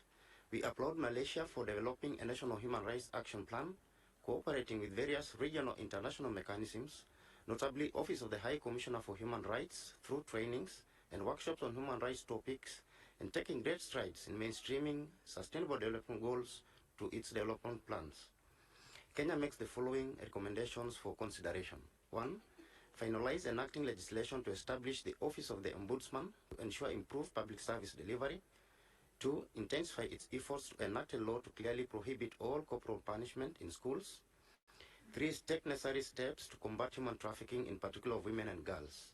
Finally, Kenya wishes the delegation of Malaysia a successful UPR. I thank you. Muchas gracias. Thank you very much. I call on the delegation of Kuwait. Thank you, Mr. Vice President. My delegation welcomes the head of the delegation of Malaysia. We have taken note of the report under review, and in this context we would like to commend the measures taken by Malaysia by developing the 2021 pilot project on the establishment of a database for older persons and making many initiatives to their benefit, as well as mainstreaming women in all development sectors, as well as supporting their participation in the labor market. We would like to make the following recommendations. 1. To continue to take effective measures in order to improve gender equality in terms of employment. Second, to promote palliative care and access by older persons to such care. By way of conclusion, we wish Malaysia every success. Thank you. Muchas gracias. Thank you very much. I call on the delegation of Kyrgyzstan by video. Mr. President, Kyrgyzstan warmly welcomes the delegation of Malaysia, appreciates the engagement in the UPR process. We appreciate Malaysia's efforts implementing the recommendations it accepted during the third cycle of review. We recommend 1. Continue the effective implementation of the Malaysia's National Human Rights Action Plan. 2. Continue efforts to protect the rights of elder persons. 3. Continue constructive cooperation with international human rights mechanisms. Wish Malaysia all the best. Muchas gracias. Thank you very much, Ambassador of Kyrgyzstan. I now call upon the delegation of Lao People's Democratic Republic. Thank you, Mr. Vice President. The Lao PDR thank Malaysia delegation for their national report. My delegation commends Malaysia for its strong commitment in promoting and protecting human rights and its active cooperation with all UN human rights mechanisms. We also welcome the progress made by Malaysia in achieving UN SDGs 2030. The Lao PDR recommends the following. 1. Continue to strengthen the social protection system in order to guarantee the well-being of its citizens. And 2. Continue to engage with relevant stakeholders to amend law pertaining to age limit for marriage. I thank you, Mr. Vice President. Agradezco. I thank the Ambassador of the Lao People's Democratic Republic for that statement, and I would now like to give the floor to the delegation of Lebanon. Mr. Vice President, Lebanon welcomes the delegation of Malaysia and congratulates them for the inclusive and consultative nature of the national process that led to the preparation of their fourth report. Lebanon also appreciates the intensive efforts that Malaysia is deploying to fight poverty and to ensure to all its citizens improved access to health services. In a constructive spirit, Lebanon would like to recommend Malaysia the following. 1. To continue their efforts aiming at protecting children's rights, especially against sexual abuse and exploitation. 2. To pursue efforts aiming at ensuring the inclusion and respect of rights of all religious communities in a spirit of peaceful coexistence.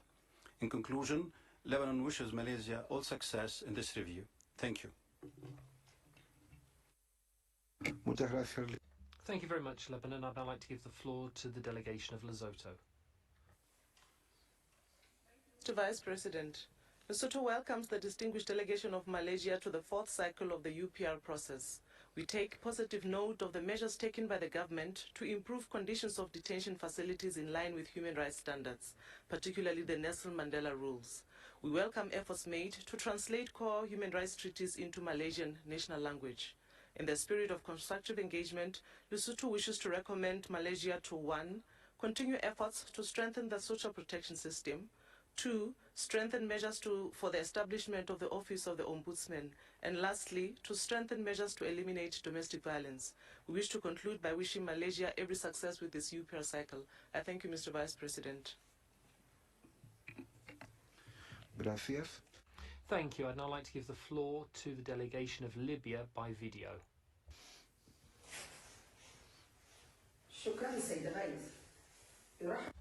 Thank you, Vice President. We'd like to welcome the delegation of Malaysia.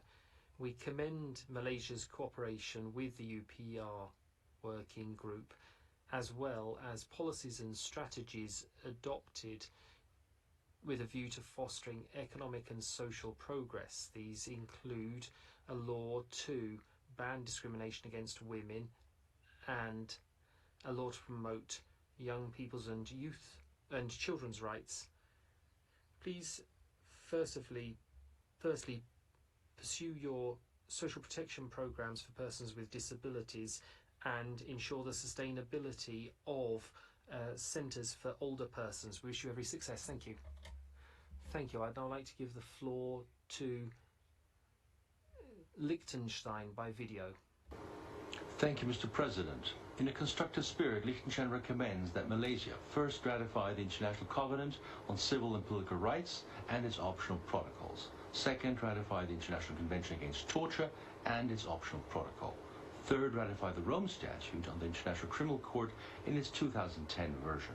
Fourth, explicitly prohibit all forms of corporal punishment in schools.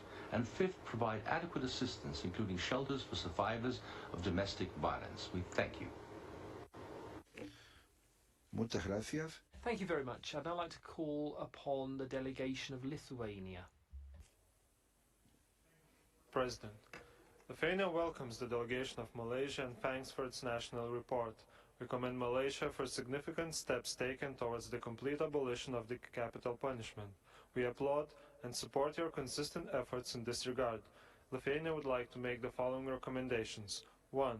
As a further step towards the complete abolition of the death penalty, consider the ratification of the International Covenant on Civil and Political Rights and the second optional protocol of the Covenant. 2. Consider further measures to address cyberbullying, hate speech, and other acts of discrimination and violence against children in the digital space. 3. Increase efforts to strengthen child labor prevention mechanisms. 4. Promote safe and enabling environment for everyone to exercise freedoms of assembly, association, and expression. We wish Malaysia all success in the current UPR. Thank you. Gracias. Thank you. I now call on the delegation of Luxembourg. Thank you. Luxembourg welcomes the Malaysian delegation, and we have the following recommendations. 1. Ratify the International Criminal Court's Rome Statute. 2. Ratify and implement the Convention on the Status of Refugees and its protocol, and the Convention on the Status of Stateless Persons. 3. Strengthen protection for all children in Malaysia and enshrine the right to education in law. 4. Repeal laws which directly or indirectly criminalise same-sex sex, and better protect the rights to land of indigenous peoples by incorporating and applying the principle of free, prior and informed consent on land issues and livelihoods of indigenous peoples. We wish Malaysia every success in implementing recommendations. Thank you. Thank you. I'd now like to give the floor to the delegation of Madagascar. Thank you, Vice President. Madagascar thanks the Malaysian delegation for its national report to this cycle. We congratulate your government on its achievements, notably the enactment of the law to abolish the mandatory death penalty, which came into force on the 4th of July last year, and also the enactment of the law on paedophilia to provide clear and holistic protection for children. In a constructive spirit of dialogue between states, we have the following recommendations. 1. To ratify the second optional protocol to the International Covenant on Civil and Political Rights, aiming at the abolition of the death penalty. 2. To establish shelters for the victims of domestic violence. And 3. Ratify the optional protocol to the Convention on the Elimination of All Forms of Discrimination Against Women, CEDAW. We wish Malaysia every success in the review and in implementing accepted recommendations. Thank you. Thank you. I'd now like to give the floor to the delegation of Malawi.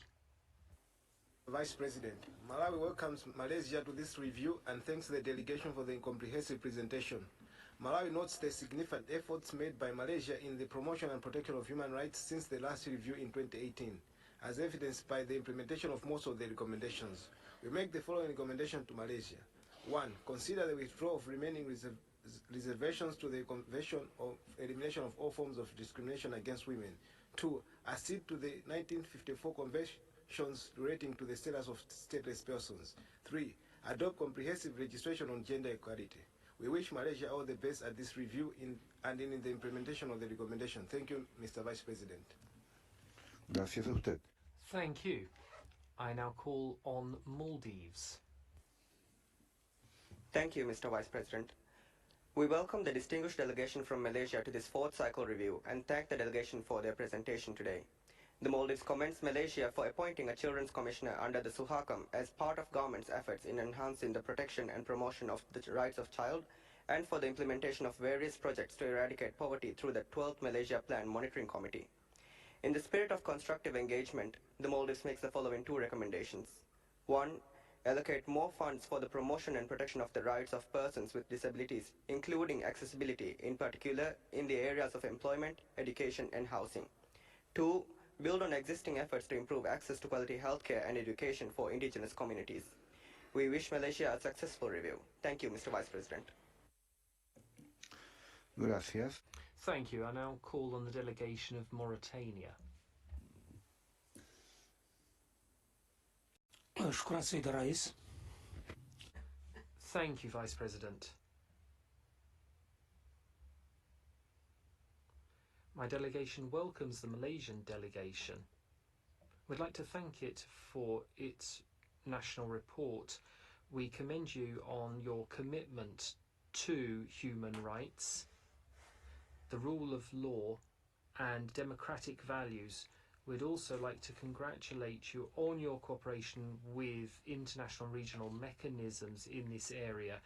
We'd like to highlight your efforts to improve the legal institutional frameworks to combat discrimination and promote economic and social rights. We recommend that Malaysia pursues its efforts to eradicate poverty, and we wish you every success in your UPR. Thank you. I now call upon the delegation of Mauritius. Mauritius delegation would like to extend a very warm welcome to the high-level delegation from Malaysia. Mauritius commends the government of Malaysia for the enactment of the Sexual Offences Against Children Amendment Act 2023, aiming at the holistic protection for children. We welcome the development by the government of Malaysia of a comprehensive national policy and plan of action on children to cover cross-sectoral issues, including juvenile justice, bullying, mental health, child exploitation, child marriage, climate change, and child online protection. We look forward to its implementation. In a constructive spirit, we would like to recommend that Malaysia continue taking active measures aimed at improving gender equality in employment. We wish Malaysia a very successful review and continued progress. Thank you. Agradecemos a la embajadora. I thank the Ambassador of Mauritius for her statement, and I give the floor to the delegation of Mexico. Thank you very much, Mr. Vice President. I'd like to welcome the delegation of Malaysia.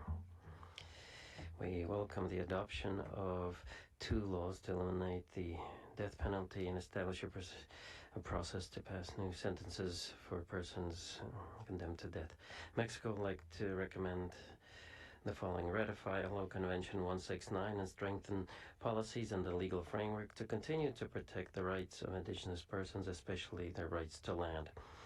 2, carry out a comprehensive reform to harmonize the civil legal system, the customary law system, and Sharia in the area of the rights of children. 3, accede to the Convention on Refugees from 1951 and provide UNHCR access to Center of Detention of Migrants. 4, eliminate legal and other measures that criminalize or discriminate persons for their sexual orientation, identity, and gender expression. Wish Malaysia full success. Thank you. I thank Mexico, and I give the floor to the delegation of Montenegro. Mr. Vice President, Montenegro welcomes the distinguished delegation of Malaysia and the government's commitment to the UPR process.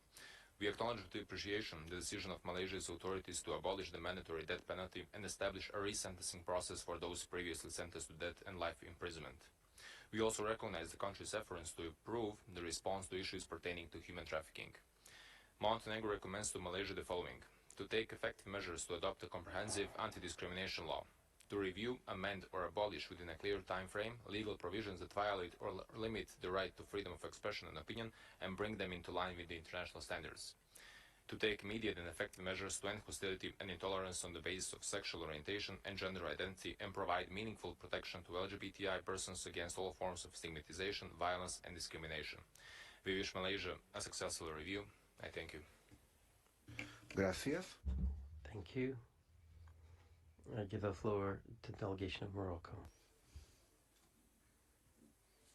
Thank you, Mr. Vice President. My delegation would like to thank Malaysia for the presentation of its national report and for all its efforts made in protecting and promoting the human rights. Aware of all the efforts that have already been made and in a constructive spirit, Morocco would like to make the following 2 recommendations. Continue the efforts of adhering to international legal instruments in the field of human rights, in particular the International Covenant on Civil and Political Rights and the Convention on Economic, Social and Cultural Rights, and to consider the accession at the earliest possible date to the Convention on the Elimination of all forms of discrimination against women and the Convention on the Rights of Persons with Disabilities. Morocco wishes full success for Malaysia. Thank you. Muchas gracias. Thank you. I give the floor to the distinguished Ambassador of Nepal. Mr. Vice President, Nepal warmly welcomes the delegation of Malaysia to the fourth cycle of UPR and appreciates them for the comprehensive report. We appreciate Malaysia for the effort made and initiative taken to implement the recommendation of last UPR, notably towards ensuring rights of migrant workers through the Occupational Safety and Health Master Plan, mandatory insurance coverage, online platform for grievance handling, human rights education and training to the employers. In a constructive spirit, Nepal recommends Malaysia the following. 1. Step up efforts to enhance migrant workers' access to justice. 2. Effectively adopt the decent work principle and strengthen ethical recruitment practices for the migrant workers. 3. Redouble efforts to combat trafficking in person. We wish Malaysia a successful review, and I thank you, Mr. Vice President. Gracias. Thank you. I give the floor to the delegation of the Netherlands. Thank you, Mr. Vice President.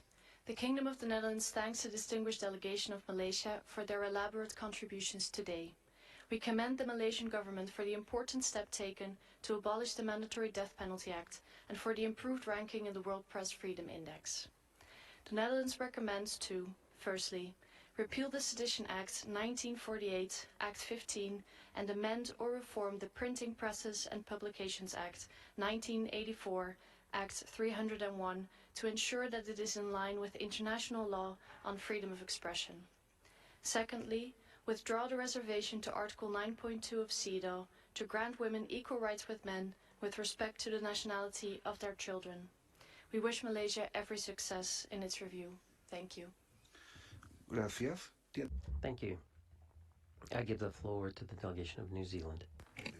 Thank you, Mr. Vice President. New Zealand welcomes Malaysia's progress since its previous review. We recommend that Malaysia, 1. Continue its work to address inequalities that disproportionately affect Indigenous peoples, especially in the areas of health, well-being and education, and continue efforts to preserve Indigenous cultural identities. 2.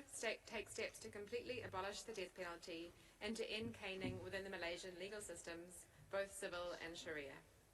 3. Ratify the 1951 Convention relating to the status of refugees and its 1967 protocol and establish a national framework for the protection of refugees. 4. Introduce a legal minimum age for marriage of 18 years to better uphold the Convention of the Rights of the Child and the Sustainable Development Goals. And 5. Take steps to eliminate legislation and policies that discriminate based on sexual orientation, gender nonconformity, and or criminalize same-sex relations. We thank the delegation for their participation today and for their consideration of these recommendations. Thank you. Gracias. Thank you. I give the floor to the delegation of Niger. Thank you very much, Mr. Vice President. Niger would like to extend a warm welcome to the delegation of Malaysia and congratulate the delegation on presentation of the national report.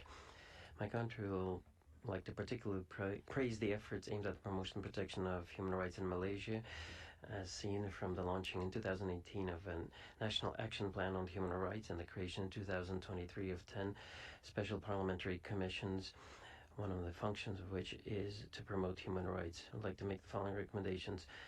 Ratify the International Covenant on Economic, Social and Cultural Rights. Number 2, International Convention on Protection of the Rights of all Migrant Workers and Members of their Families. Finally, Niger would like to wish the delegation of Malaysia full success during this UPR. Thank you. I give the floor to Nigeria. Mr. Vice President, Nigeria welcomes the delegation of Malaysia to the presentation of its national report for the 4th UPR cycle. We applaud Malaysia's commitment to implementing recommendations from the previous UPR cycle, particularly measures adopted in pursuit of the right to development. Furthermore, the significant efforts exerted by the Malaysian government to improve healthcare services for its citizens are noteworthy. In the spirit of constructive dialogue, Nigeria recommends as follows: 1. To intensify continuous human rights training program for law enforcement officials, and 2. To enhance efforts in protecting the rights of older persons. We wish Malaysia a very successful review process. I thank you, Mr. Vice President. Gracias. Thank you. I give the floor to the distinguished Ambassador of Norway.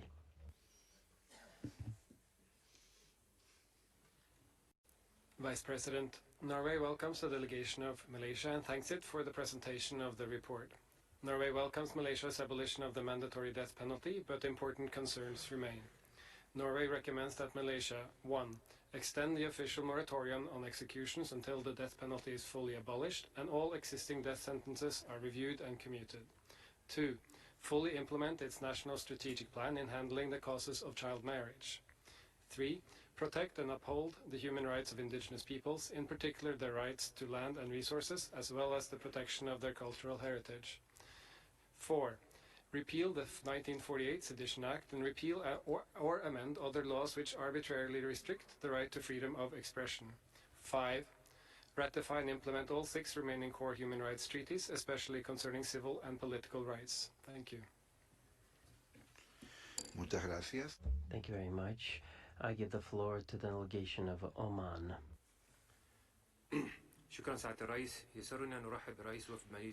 Thank you very much, Mr. Vice President. It gives us great pleasure to extend a warm welcome to the sister delegation of Malaysia, and we praise the participative approach shown during this 4th UPR cycle. We took note of the national report of Malaysia and the measures taken to accede to the different conventions, including the Convention on Enforced Disappearances. As part of this constructive dialogue, we would like to recommend the following: to continue the implementation of the National Housing Plan, including affordable housing for a period of 2018-2025. Second, continue work through plans focusing on health for all, ensuring quality health coverage throughout the country. Thank you. I give the floor now to the distinguished Pakistan. Thank you, Mr. Vice President. We warmly welcome the delegation of Malaysia and thank it for the presentation of its 4th UPR report. We commend Malaysia and the steady progress it continues to make on several facets of human rights, including its cooperation with the UN human rights and UPR mechanisms. We welcome Malaysia's commitment to further strengthen national human rights frameworks through institutional, legislative and policy steps, including the Hardcore Poverty Eradication Program, National Nutrition Policy and the National Unity Action Plan. In the spirit of constructive engagement, we have the following recommendations. Number 1, strengthen human rights training for its law enforcement officials. Number 2, continue taking active measures aimed at improving gender equality in employment. And number 3, enhance capacity building efforts for more robust management of irregular migrants in line with national policies and laws. We wish Malaysia a productive and successful review. I thank you. Gracias, Pakistan. Thank you, Pakistan. I give the floor to the delegation of Panama. Thank you very much, Mr. President.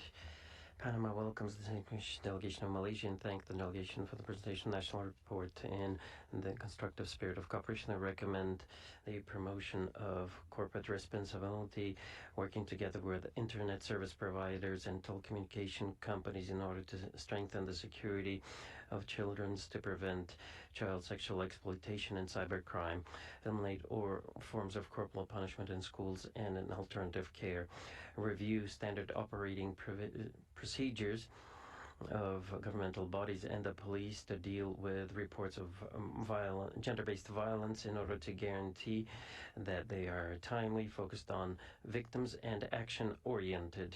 We wish Malaysia full success during this 4th UPR. Thank you very much, Panama. I give the floor to the delegation of Paraguay. Thank you very much, Vice President. We welcome the delegation of Malaysia and thank the delegation for the report.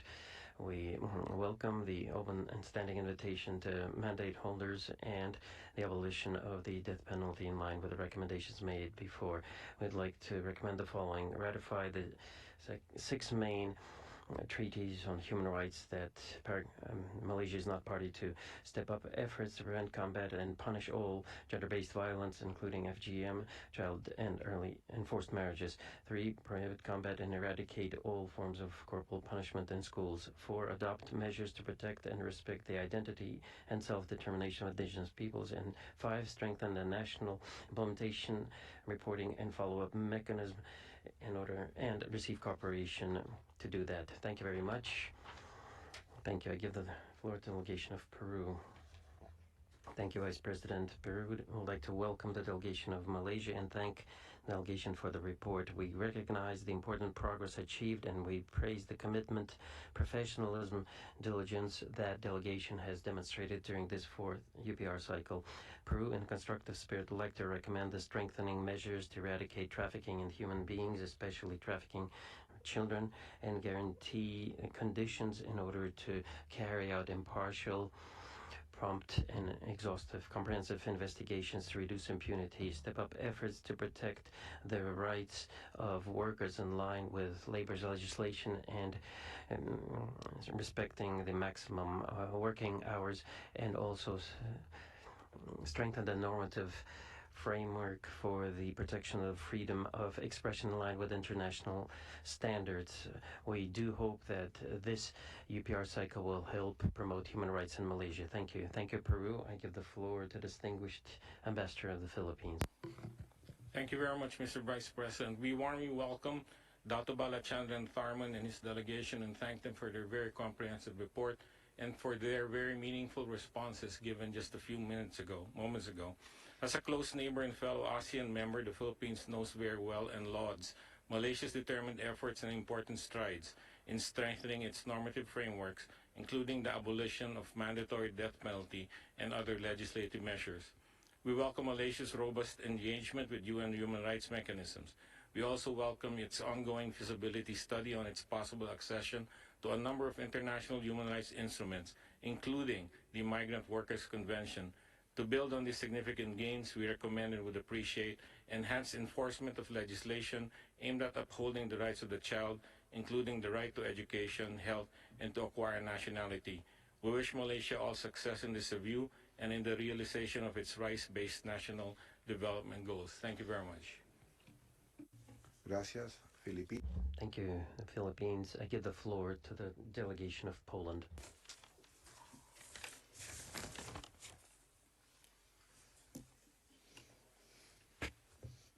Mr. President, Poland thanks Malaysia for the national report on its participation in the UPR process. We welcome the decision of Malaysia to extend standing invitation to all special procedures of the Human Rights Council following the last cycle of the UPR process. Poland recommends Malaysia to, first, accede to the remaining 6 core international human rights treaties without delay. Second, place a moratorium on the application of the death penalty with a view to its complete abolition. Third, intensify efforts to raise the age of marriage to 18 years of age in order to eliminate child early and forced marriage. We wish Malaysia a successful review. Thank you. Gracias, Polonia. Thank you, Poland. I now give the floor to the delegation of Portugal. Vice-Presidente. Portugal welcomes delegation of Malaysia and thanks for the national report. We commend Malaysia for enacting the Abolition of Mandatory Death Penalty Act and for adopting its national strategic plan for mental health. Portugal recommends that Malaysia signs and ratifies the International Covenant on Economic, Social and Cultural Rights, reinforces the measures for ending child labor, including in palm oil plantations, and implements reforms in its social protection system to ensure that the needs of persons living in poverty are comprehensively addressed. Portugal wishes Malaysia a successful review. Thank you. Gracias. Thank you. I now give the floor to the distinguished delegation of Qatar. We welcome the delegation of Malaysia, and we thank it for presenting its national report, and we commend the Malaysian efforts to improve the human rights situation since the plan of 2015-2021, and we also appreciate the efforts of improving the wage gap and ensuring better human rights alignment. And we recommend the following: ensure that the right to education is guaranteed in rural areas. Second, we encourage efforts to fight human trafficking. And third, we encourage assisting persons in need in guaranteeing access to healthcare and other basic services. Thank you. Thank you. I now give the floor to the delegation of the Republic of Korea. Thank you, Mr. Vice President. The Republic of Korea appreciates Malaysia's continued efforts in implementing recommendations from its third cycle based on extensive consultations with various stakeholders. In particular, my delegation commends the amendment of relevant laws to protect the rights of women and children, as well as the abolition of Mandatory Death Penalty Act last year. With this progress in mind, we would recommend the following. 1. Step up its efforts to ratify the remaining core UN human rights instruments in the 1951 Refugee Convention by establishing a clear timeline. 2. Continue to take comprehensive measures to eliminate child marriage, including by fully implementing its national strategic plan. 3. Strengthen legislative measures to uphold the right to freedom of expression and peaceful assembly. We wish Malaysia a successful review. Thank you. Thank you very much. I give the floor to the delegation of Romania. Thank you, Mr. Vice President. Romania welcomes the delegation of Malaysia and wishes it a successful outcome of the UPR. We welcome the efforts of Malaysia since the last UPR review, among others in the field leading to the abolition of the death penalty and increasing the prevention and awareness of sexual harassment. This cycle, we would like to constructively recommend Malaysia to 1. Uphold women and girls' rights by implementing effective legislation that prohibits all forms of female genital mutilation and abrogate the FATCA on female genital mutilation, as well as by granting them access to sexual and reproductive health information and services. Adopt and implement a comprehensive and unified national legislation aiming at preventing and eradicating the practice of child marriage and the sexual exploitation of children, and continue the efforts of adhering to international legal instruments in the field of human rights, inter alia the International Covenant on Civil and Political Rights and the International Convention on the Elimination of all forms of racial discrimination. I thank you, Mr. Vice President. Gracias. Thank you very much. I give the floor to the Russian Federation. Thank you very much, Mr. Vice President. We thank the delegation of Malaysia for submitting the report. We commend the steps taken by Malaysia to strengthen legal instruments for the protection of human rights, in particular the adoption of new laws with the view of implementing recommendations received during the third UPR cycle. We take note of the steps taken by the government to promote interconfessional, interethnic tolerance, promote intercultural dialogue, work to improve the well-being of indigenous communities. We take note of the positive effect of steps taken by the government to protect vulnerable groups of the population, including children, women, persons with disabilities, and older persons. We recommend to Malaysia to take into account the rights of women, children, older persons, and persons with disabilities in strategies related to climate change, to continue to take steps to protect and promote the rights of indigenous communities, and strengthen programs of social support for persons with disabilities. Thank you. Thank you. I give the floor to the delegation of Samoa. Thank you, Mr. Vice President. Samoa warmly welcomes the esteemed delegation of Malaysia and thanks them for their presentation. We commend Malaysia's commitment to safeguard and promote the well-being of its people and applaud Malaysia on the enactment of the Sexual Offences Against Children Act 2023, to which all parties involved are liable for prosecution. We recognize the development of a national policy and plan of action on children and recommend to develop a comprehensive gender equality policy and plan of action with a view to advance women's rights and empowerment and address gender discrimination. We further recommend to seek technical assistance from development partners in order to continue efforts to improve education in particular for children living in rural areas. To conclude, we recommend to strengthen the capacity of the NRIF with the support of OECHR and the Commonwealth. I thank you. Gracias.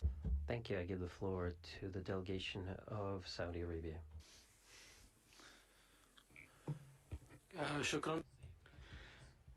Thank you, Mr. Vice President. We'd like to welcome the delegation of Malaysia, and we thank them for their comprehensive and instructive presentation and appreciate Malaysia's eagerness to interact positively with human rights bodies. And we commend the passing by Malaysia of a series of legislations and national policies about human rights. This includes the establishment of the National Center for SDGs in order to monitor their progress and implement SDGs. In the spirit of constructive cooperation, we'd like to recommend the following. Continue efforts to ensure the sustainability of the centers for older people and their activities. Second, to continue to take the effective measures in order to improve gender equality in recruitment. We wish all success for Malaysia. Thank you, Mr. Vice President. I thank the distinguished ambassador of Saudi Arabia for his statement. And now I give the floor to the delegation of Senegal. Thank you very much, Mr. Vice President. My delegation would like to extend a warm welcome to the delegation of Malaysia, and we congratulate the delegation on the presentation of the report. Senegal welcomes the progress achieved by the government of Malaysia in the implementation of its commitment for the protection and promotion of human rights. My delegation also welcomes the steps taken by Malaysia to implement the recommendations that were accepted after the third UPR cycle, while praising the progress, very important progress, achieved by Malaysia to promote and preserve human rights. Senegal, in a constructive spirit of cooperation, would like to make the following recommendations. First, continue step-up actions taken to ratify main international instruments on human rights and to continue to carry out efforts to create a favorable environment for the freedom of opinion and expression. In conclusion, Senegal would like to wish Malaysia full success in this UPR. Thank you. I now give the floor to the delegation of Serbia. Thank you, Mr. Vice President. The Republic of Serbia welcomes the delegation from Malaysia at the UPR session and thanks it for presenting its national report. Serbia commends Malaysia's dedication to the UPR process and its efforts invested in responding to the recommendations from the previous UPR cycle in wide-ranging consultations with the public sector and civil society. We commend its ratification of the Forced Labor Convention in 2022, thus renewing its commitment to fight against all forms of forced labor, including human trafficking. We also commend the abolishment by Malaysia of the mandatory death penalty in 2023, as well as the establishment of the National SDG Center to monitor progress and the implementation of the SDG-related programs. We recommend Malaysia to continue its collaboration with the WHO and other UN agencies to strengthen healthcare services, especially the vulnerable groups. We also recommend Malaysia to continue to engage with and to involve the representatives of civil society in the deliberation of national policies and programs. Serbia wishes Malaysia a successful and fruitful review process. Thank you. Gracias. Thank you. I give the floor to the delegation of Sierra Leone. Vice President, Sierra Leone welcomes and thanks the distinguished delegation from Malaysia. We offer the following recommendations. 1. Take concrete steps to address issues related to early, forced child marriage by setting the minimum age of marriage at 18 years with no exemptions. 2. Ensure the rights of indigenous people, notably by ratifying the 1989 ILO Indigenous and Tribal Peoples Convention. 3. Take concrete action on the submission of long overdue reports to treaty bodies. Sierra Leone acknowledges Malaysia's steadfast commitment to human rights mechanisms and its unwavering efforts to uphold international human rights principles. This commitment is exemplified in particular by the establishment of a national committee to assess the feasibility of acceding to the remaining core human rights instruments and the extension of a standing invitation to special procedure mandate holders. Sierra Leone extends best wishes to Malaysia for a successful review. Muchas gracias. Muchas gracias. Thank you. I give the floor now to the delegation of Singapore. Mr. Vice President, Singapore extends a very warm welcome to the Malaysian delegation. Singapore commends Malaysia for the progress made since its last review and for its strong commitment to protect human rights in a manner best suited for its national context, particularly vis-à-vis the rights of women, children, and vulnerable groups. We welcome Malaysia's efforts to fight poverty, including the 12th Malaysia Plan, which aims to uplift the poor, improve access to essential services, and strengthen the quality of education and skills training. Singapore recommends that Malaysia build on existing efforts to ensure effective policy implementation. Singapore also welcomes Malaysia's commitment to combat grave transnational threats through a multilateral approach based on mutual understanding. We recommend that Malaysia continue cooperating with relevant UN agencies like the UNODC to protect Malaysians against these threats, including the world drug problem. As a close neighbour and fellow ASEAN member, Singapore wishes Malaysia every success in advancing the human rights of every Malaysian. I thank you. Muchas gracias. Thank you. I give the floor now to the delegation and Distinguished Ambassador of Slovakia. Thank you, Vice President. Slovakia welcomes the decision of Malaysia to lower the voting age to 18 years, which allows young people to actively participate in the electoral process. We acknowledge various steps taken by Malaysia on the issue of the death penalty. Slovakia notes that a very limited number of core international human rights treaties were ratified by Malaysia. Acceding to universal human rights treaties would certainly contribute to better protection of human rights. Slovakia recommends to Malaysia the following: to step up efforts to guarantee the freedom of expression and freedom of the media, to take further steps towards the total abolishment of the death penalty, and to amend legislation with the aim to allow women to confer nationality to their children on an equal basis with men. And we wish Malaysia a successful review. Thank you. Muchas gracias. Thank you. I now call on the delegation of Slovenia by video. Mr. President, Slovenia commends the delegation of Malaysia for its commitment to the UPR process. Slovenia would like to make the following recommendations. 1. To enact legislative and other measures to prohibit child and/or forced marriage. 2. To strengthen the efforts to detect, investigate, prosecute, and sanction the crimes of sale and sexual exploitation of children. Slovenia encouraged Malaysia to adopt a comprehensive legal and policy framework governing refugee matters and implement measures to make available access to education for refugee children. Slovenia welcomes the adoption of the Abolition of Mandatory Death Penalty Act. Notwithstanding, further progress is needed towards the total abolishment of death penalty. I thank you. Muchas gracias. Thank you. I call on the delegation of Somalia. Thank you, Mr. Vice President. Somalia warmly welcomes the high-level delegation of Malaysia to this fourth cycle of the UPR Working Group and thanks them for the presentation of their comprehensive national report. We commend Malaysia for its legislative, institutional and policy initiatives aimed at promoting sustainable economic and social development, reducing poverty, developing education and health services, protecting the rights of women, children and elderly people. We also welcome the measures taken by the government to enhance the capacity building of its national institutions in the human rights fields, as well as its cooperation with the UN human rights agencies. In the spirit of constructive dialogue, Somalia recommends the following for consideration. 1. Continue efforts to strengthen national mechanisms to combat terrorism and human trafficking activities. 2. Continue efforts aimed at improving the access of persons with disabilities to education, vocational training and healthcare. Somalia wishes Malaysia every success in this UPR cycle. I thank you, Mr. Vice President. Muchas gracias. Thank you. I call on the delegation of South Africa. Mr. Vice President, South Africa welcomes the distinguished delegation of Malaysia to this UPR session. South Africa commends Malaysia for its strides in implementing the recommendations made during the third UPR review cycle, as reflected by its monitoring matrix and national recommendation tracking database.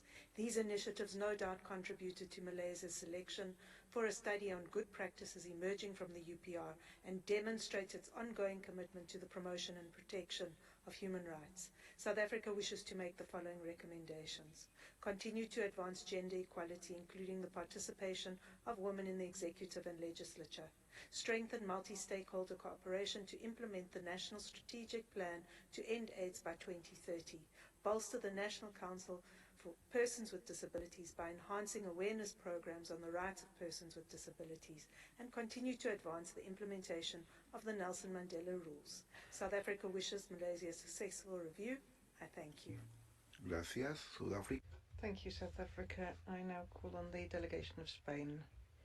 Thank you, Vice President. Spain warmly welcomes the delegation of Malaysia. We congratulate Malaysia's government on the legislative reforms of 2023, which limited the application of the death penalty and the maintenance of the moratorium on the application of the death penalty. We recommend, 1, continuing efforts towards the total abolition of the death penalty. 2, carry out legislative reform in order that detainees can have access to a fair trial and reduce minimum times of detention in order to ensure fulfilment of effective judicial protection. 3, join the Convention on the Statute of Refugees of 1951 and the Protocol on the Status of Refugees of 1967. 4, repeal laws that criminalise or discriminate against LGBTI persons on the basis of sexual orientation or gender identity. Thank you. Gracias, España. Thank you, Spain. I call on the distinguished ambassador of Sri Lanka. Thank you, Mr. Vice President. Sri Lanka warmly welcomes the delegation of Malaysia and appreciates the comprehensive presentation made today. We take note of Malaysia's active engagement with UN human rights mechanisms and the importance attached to the UPR process. We also note the important steps taken by Malaysia to fulfill human rights obligations and implement the accepted recommendations from its third UPR cycle. We also commend measures taken with the WHO to strengthen universal health care, to counter human trafficking, and the renewed commitment against forced labor. My delegation recommends that Malaysia, number 1, take further measures to strengthen universal health care through the National Nutrition Policy of Malaysia and the National Agenda for Healthy Malaysia. Number 2, allocate additional resources to the government's Special Education Needs Program for underprivileged and disadvantaged groups. Number 3, takes measures towards achieving further progress in SDGs by allocating additional resources to the National SDG Center established in 2022. We wish Malaysia success in its UPR engagement. I thank you. Muchas gracias. Thank you. I call on the State of Palestine. Thank you, Mr. Vice Chair. The State of Palestine welcomes the delegation of Malaysia and thank them for the presentation of their report. We welcome the efforts taken by Malaysia to promote and protect the human rights in the country.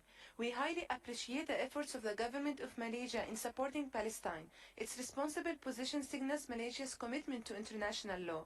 We would like to recommend Malaysia the following: to continue its ongoing efforts in strengthening healthcare services for all, especially the vulnerable group, to continue its commendable efforts in taking various initiatives on the advancement of children and women's rights, to increase its efforts in supporting the Palestinian refugees in Malaysia, in particular in the fields of education and healthcare.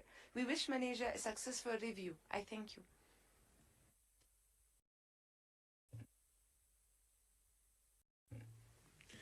Muchas gracias. Thank you very much. I now call on Sudan. شكرا نائب الرئيس السوداني. Thank you, Vice President. Sudan welcomes the delegation of Malaysia, headed by the Director General of Bilateral Affairs. We welcome the progress made in promoting human rights, particularly through the creation of the National Centre for Sustainable Development, National Cultural Policy, and the implementation of the principle Mandela Rules for the treatment of prisoners. We recommend continuing efforts to promote the rights of women and to address the issue of children in rural areas. We wish every success to Malaysia in this review. I thank the distinguished ambassador of Sudan for his statement. Thank you so much.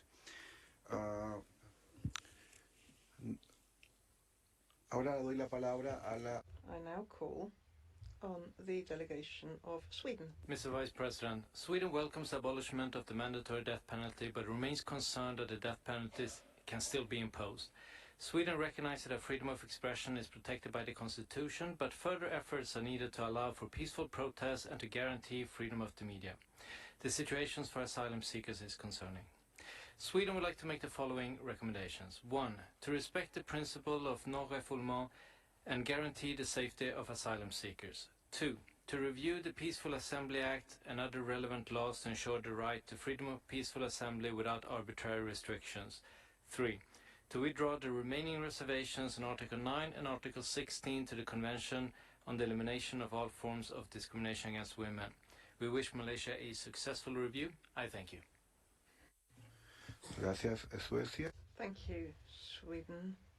I call on the distinguished Ambassador of the plurinational state of Bolivia. Gracias, Vicepresidente. Thank you, Vice President. We welcome the distinguished delegation of Malaysia and thank it for presenting its fourth national report. We welcome its progress and the constructive involvement with the UPR. We respectfully recommend stepping up programs to eliminate poverty and provide access to basic services, particularly in rural areas. Continue efforts to combat violence against women. Consider ratifying the Convention on Indigenous People of the ILO. Continue efforts against discrimination, including through a comprehensive law. We wish every success in this review. Thank you.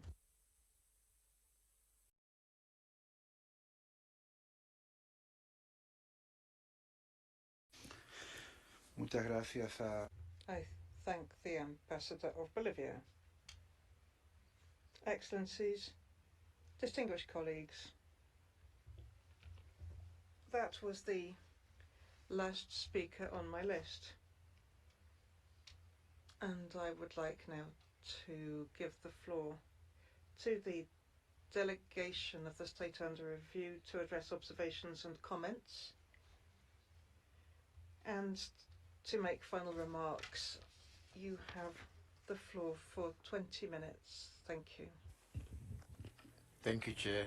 I invite my colleagues from the Ministry of Human Resources, the National Security Council, the Ministry of Rural and Regional Development, the Sabah State Government, and the Sarawak State Government to address issues under their respective purviews, please. Thank you. The Vice President, I'm from the Ministry of Human Resources and will be addressing issue on migrant workers and forced labor. Malaysia is committed to protect the right of migrant workers and views combating forced labor as a matter of priority. Our commitment is demonstrated through the following measure: Amendment of the Employment Act 1955, the Children and Young Person Act, Employment Act 1966, the Trade Union Act 1959, launching of the guideline on preventing and eradicating forced labor practices in the workplace, and implementing the National Action Plan on Forced Labor from 2021 to 2025, in parallel with the implementation of the National Action Plan on Trafficking in Person. To promote the social safety protection of foreign workers, all employers must register the employees with the Social Security Organization and contribute to the Employment Injury Scheme under the Employees Social Security Act 1969. To date, around 1.3 million foreign workers have benefited from the scheme. Malaysia also established the Working for Workers mobile application as one of the grievance mechanisms for workers, local and foreign, to file complaint. There are 17 categories of complaint corresponding to the ILO indicators of forced labor that can be reported to the Labour Department via this application. Since its inception, this application, out of 33,176 cases of complaint received, 32,203 cases were resolved. Malaysia and the ILO have signed a memorandum of understanding on the recent work country program for 2021 to 2025 to implement projects on forced labor, child labor, and human trafficking. At the bilateral level, Malaysia is also pursuing cooperation with source country to mitigate risks of forced labor and child labor in palm oil plantation, including exchange of best practices to ensure due diligence in management and recruitment. Malaysia also collaborates with partners to develop a pilot community-based complaint mechanism on forced labor and capacity building of labor inspectors. At the regional level, Malaysia and other ASEAN member states are planning to organize an awareness campaign project to improve public perception of positive contribution of migrant workers. I thank you. President, on behalf of the National Security Council, I'll be addressing on the issue of management of refugees and asylum seekers in Malaysia. Mr. Vice President, let me first say that Malaysia has long way in matters relating to managing of refugees and asylum seekers. Since 1960s, Malaysia has been providing humanitarian assistance to refugee and asylum seekers. To date, we are hosting more than 185,000 registered refugees and asylum seekers with UNHCR Malaysia on humanitarian basis. Mr. Vice President, firstly, in order to strengthen the management of refugee and asylum seekers, the government has amended the Directive Number 23 under the National Security Council in April 2023. This policy aims to address the issue of refugee and asylum seekers in a more holistic manner. This policy institutionalized the role of government agencies in providing humanitarian assistance and social protection to the refugees and asylum seekers while awaiting resettlement to a third country or to return to their own country when the situation permits. Secondly, improving social protection for refugees and asylum seekers regardless of their background, age, gender or nationality. Among assistance provided include access to healthcare services, access to education and employment opportunities. Malaysia will continue to work together with many UN agencies, the international organization, as well as our partners to further improve our efforts to aid refugees and asylum seekers. We conclude by underlining that the root cause of any conflict must be addressed to ensure a sustainable solution for the refugees and asylum seeker issue. Thank you.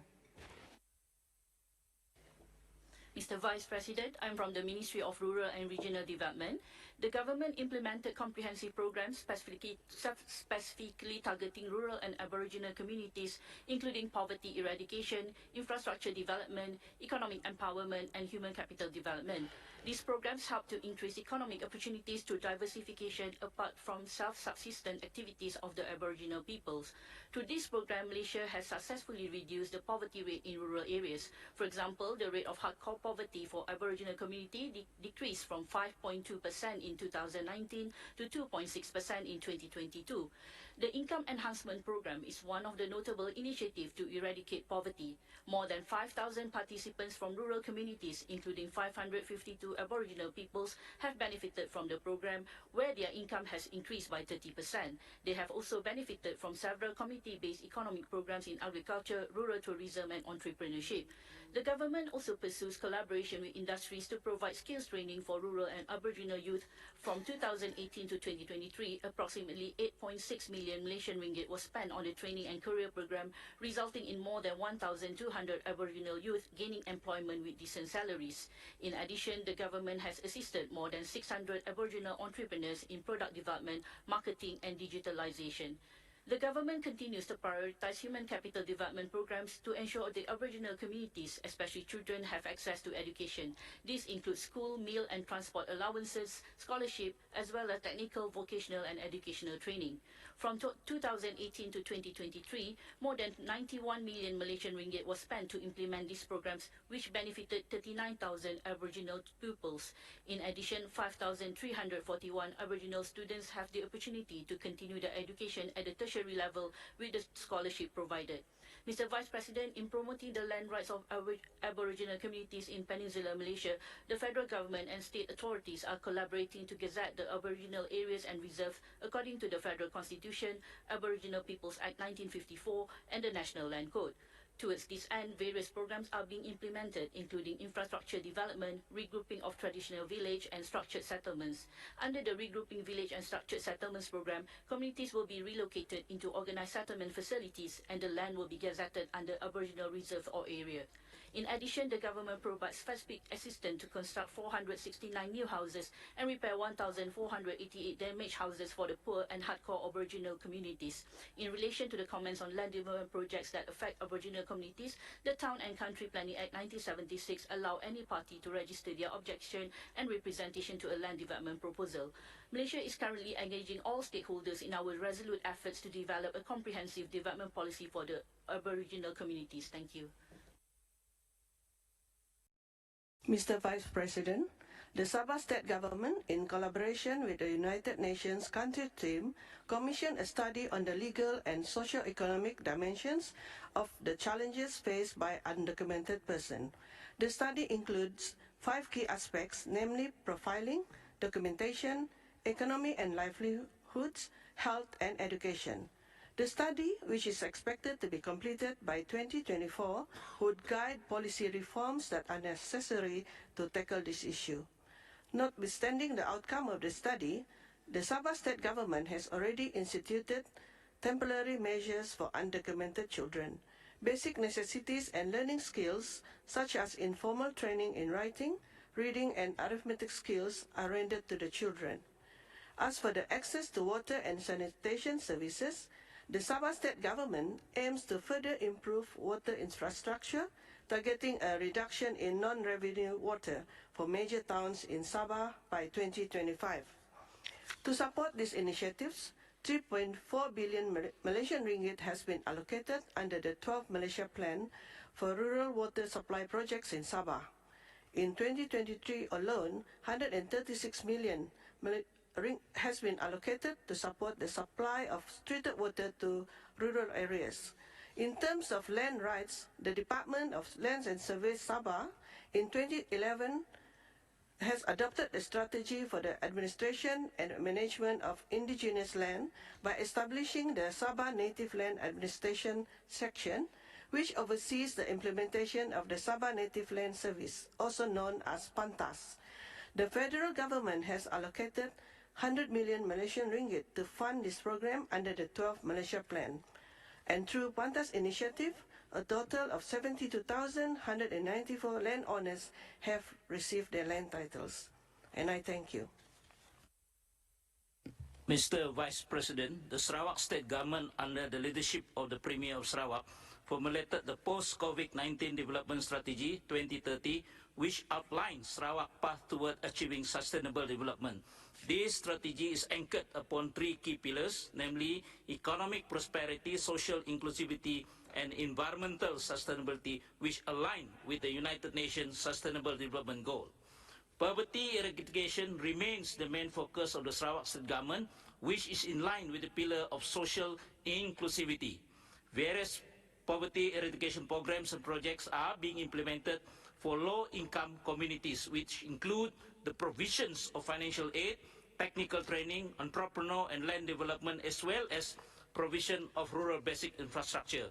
For the period of 2018 to 2023, more than 500 million Malaysian ringgit has been allocated for poverty eradication programs in the state.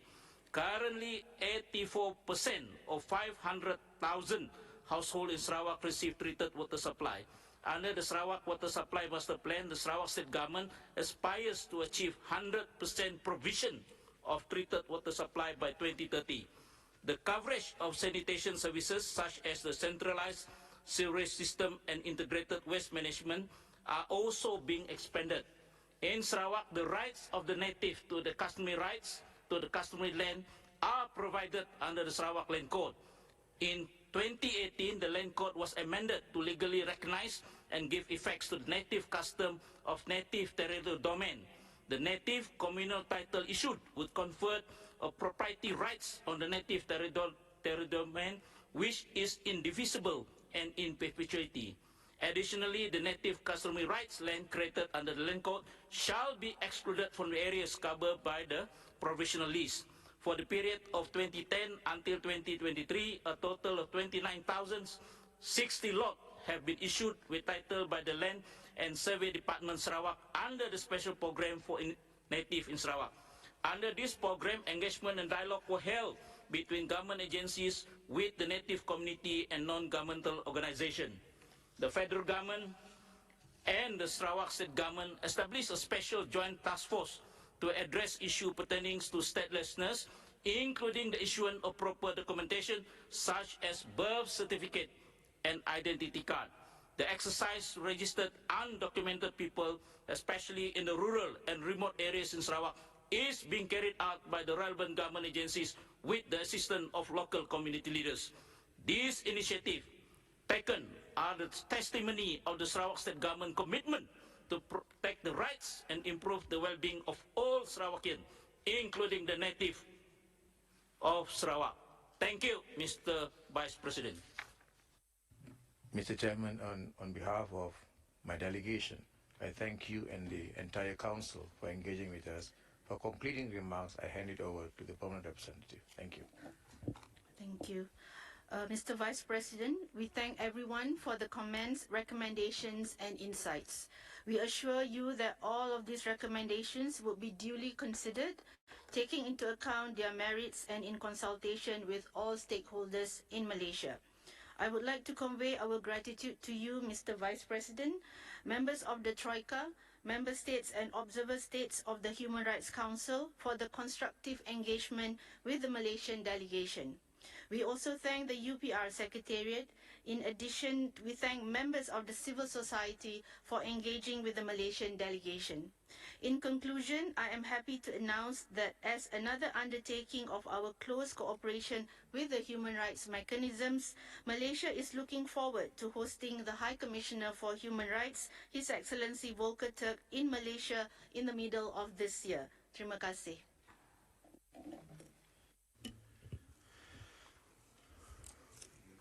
Estimados colegas, distinguished colleagues, I would like to thank the delegation of Malaysia, the state under review, for its presentation and its participation. I also want to thank the distinguished ambassadors and delegates who made many recommendations in a constructive spirit.